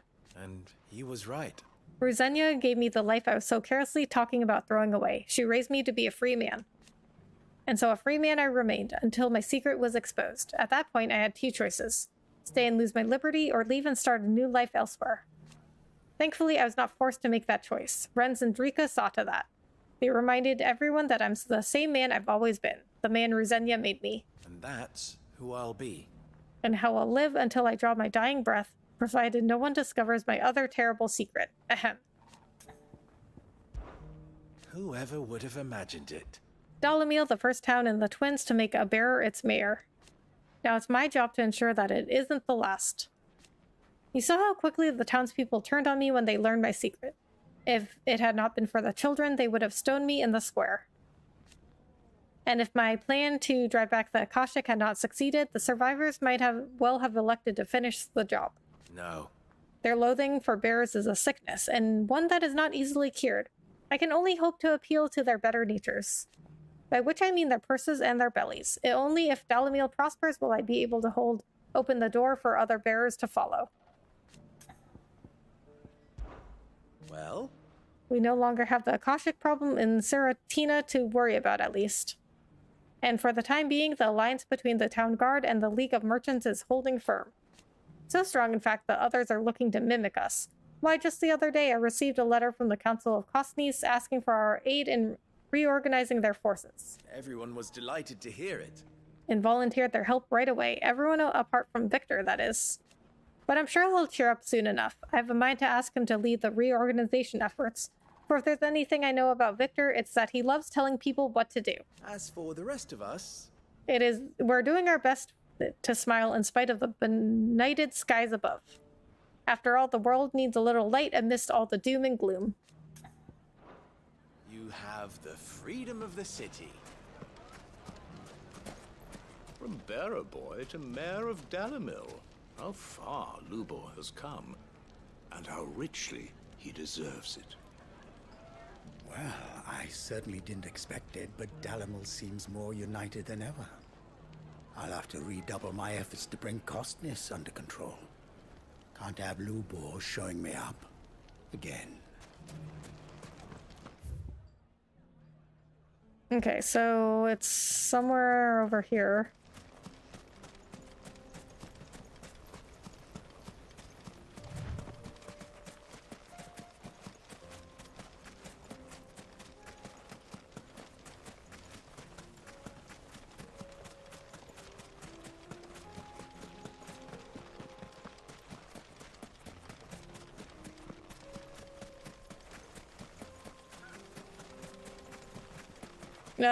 That might be it.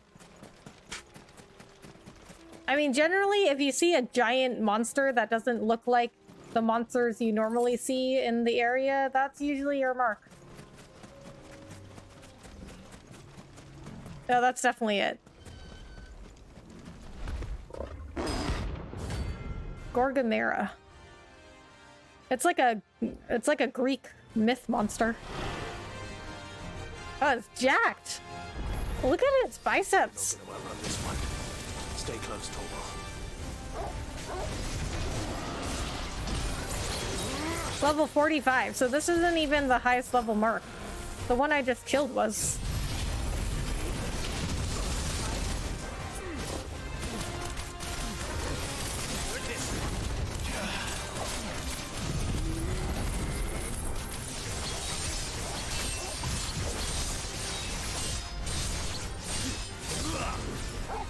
Well, at least it's the highest level mark we have available. I don't know if there's going to be any others.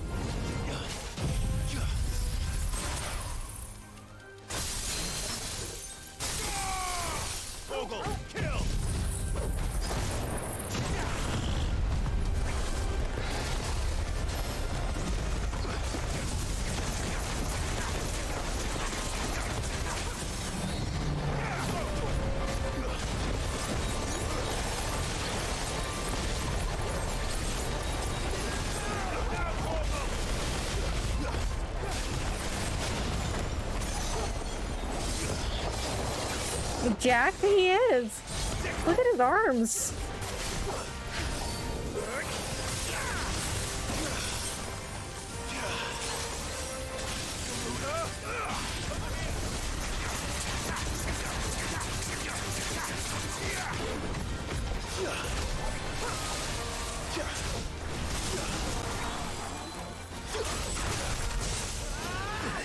There's one bro that does not skip leg day.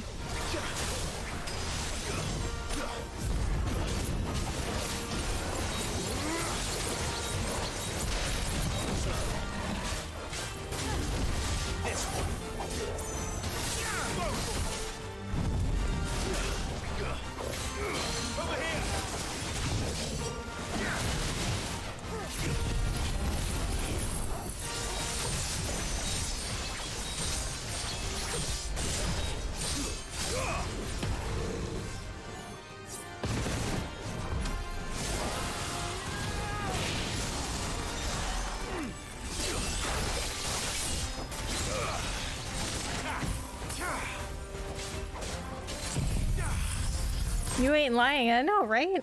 The size of those arms.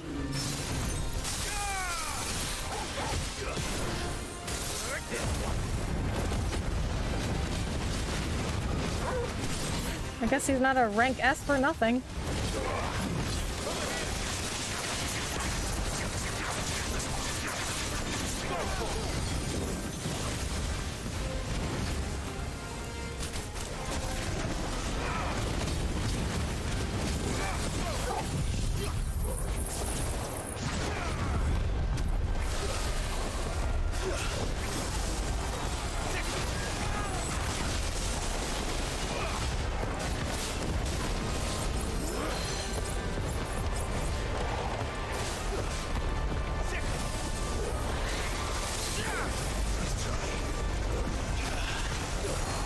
So I like how the aerial blast move, it like follows him around.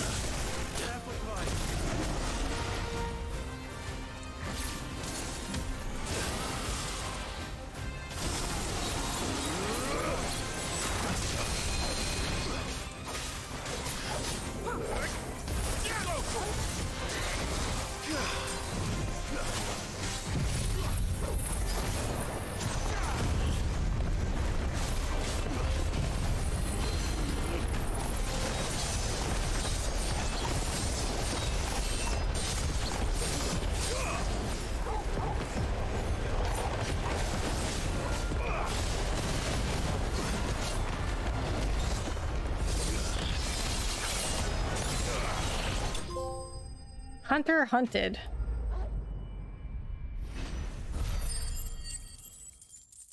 Oh, you know what? I forgot to check what my new sword looks like.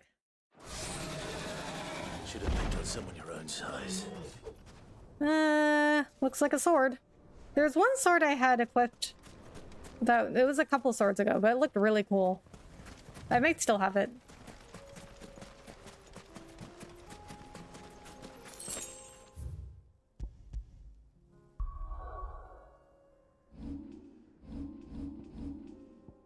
This is the best sword though, I think. Might have been Everdark.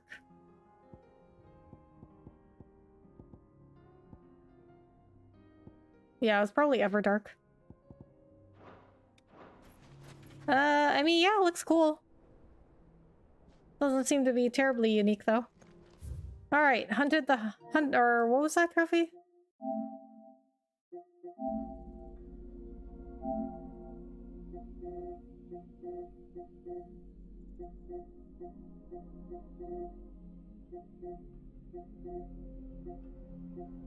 Hunter hunted. Clear the hunt board. That was the last mark. I did all the marks.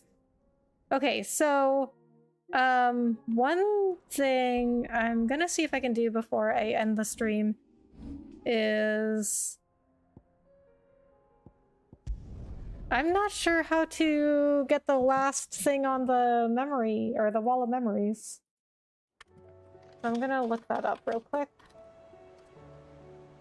All curiosities. So the things they put up on the wall in Clive's room is called curiosities.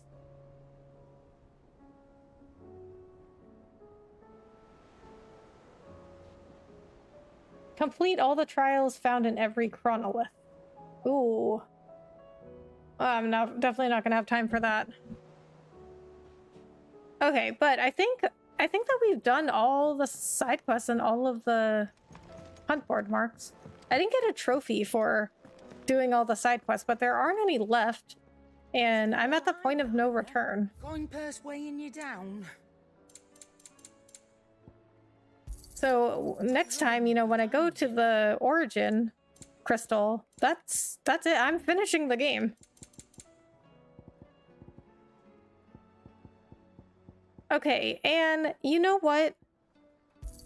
I am finishing the game. I reckon I can find a buyer. And I used almost none of these crafting materials. Look, I have almost 2,000 of this, the magic ash. Because I forged almost nothing with it. I really didn't need those for anything. They give you so much stuff in this game, it's crazy. Abilities, I have 2,000. Okay, 2,000, a little over 2,000. I think that I use Shiva the most. I have all of Garuda's abilities that I use upgraded to the max. So I'm gonna spend this on Ice Age. And then we'll work on Odin. So Gungnir, Arm of Darkness, and Dancing Steel. Okay. Alright, so that is gonna do it for tonight. So I have done pretty much everything I wanted to do in this game, I think. I guess except for doing the trials, but I'm not gonna have time for that. But I got like the best sword. I got, I guess, what is the best belt? Looks like I didn't even get that many belts ever. I didn't get that many weapons either. And I guess I got the best gauntlet too. I mean, I'll look it up, but I don't think I can get better. So I think I've got all the best equipment. I definitely have the best sword. If Ragnarok was forged to mark the War of the Gods, then Götterdämmerung, meaning Twilight of the Gods, was forged to mark the fall of those self-same deities. So I had, what did I have equipped before this? Defender? So I've got 45 attack and stagger more than the defender. Okay. Alright, so I'm gonna save. And next time, which will probably be tomorrow night, if not tomorrow night, then it'll be Tuesday night. But next time, we are finishing this game. And then after that, I'm going to be playing Dave the Diver. All right, so I'm going to check with Tomes right before we end streams, just to give him the rest of the information I have. Oh, he's got something new. Wondering when next you... No, he doesn't. Why does he have a notification? This particular... Oh, it might be because I level up on this. Sage for the ages. Oh, I maxed out. I maxed out on Tomes' knowledge thing. The Savior myth. Among the teachings of the Circle of Malleus is the story that the Lord Almighty delivered unto his children a prophecy of their future salvation before hiding himself away in the heavens, a myth that lived on in many of the folk religions that would later supplant it. Though long considered to be not but a legend, it is possible that this reflects a real historical event, Ultima's final words to his community before he entered hibernation deep beneath Valisthea. The few remaining sources disagree on Ultima's precise wording, but on 4 points they all align. That on some future day of reckoning, the incarnation of the Lord would appear among mankind and remake the world. That the advent of the incarnation would be heralded by the emergence of several heavenly servants of great might. That the Lord's faithful should rally these servants together in order to bring the incarnation into being, and that for their loyalty they would be rewarded with the greatest gladness. Okay, so the heavenly servants of great might, that must be the icons. The Lord's faithful should rally these servants together. That must be Clive or Barnabas. And that for their loyalty they would be rewarded with the greatest gladness, which means they... So I think that... Which means they would go into the new land with Ultima. So I think they mean Clive. Okie dokie, good night. Good night, Francisco. Thank you so much for coming in. Good work, great stream. Thank you, I appreciate that. Alright guys, thank you so much for coming to the second partner stream, because we are a partner now. Well, not we, me. I'm a partner. You guys didn't do anything. You guys did nothing. I did all the work. No, but thank you so much for your support. I really appreciate it. I would not have made partner without you guys, so I really appreciate it. Like I said, I will be back either tomorrow night or Tuesday night, and we're finishing this game. Okay, you know what? One more thing. I'm gonna look at how many hours I've played. 110 hours. That's a lot for me. Okay, but we are gonna finish the game very, very soon. Have a great night. Thank you, DJ. Thank you so much. I appreciate it. You too. Have a good night, and I appreciate you coming in. All right, guys. Thank you so much. I will see you in the next one. Bye. Have a good night.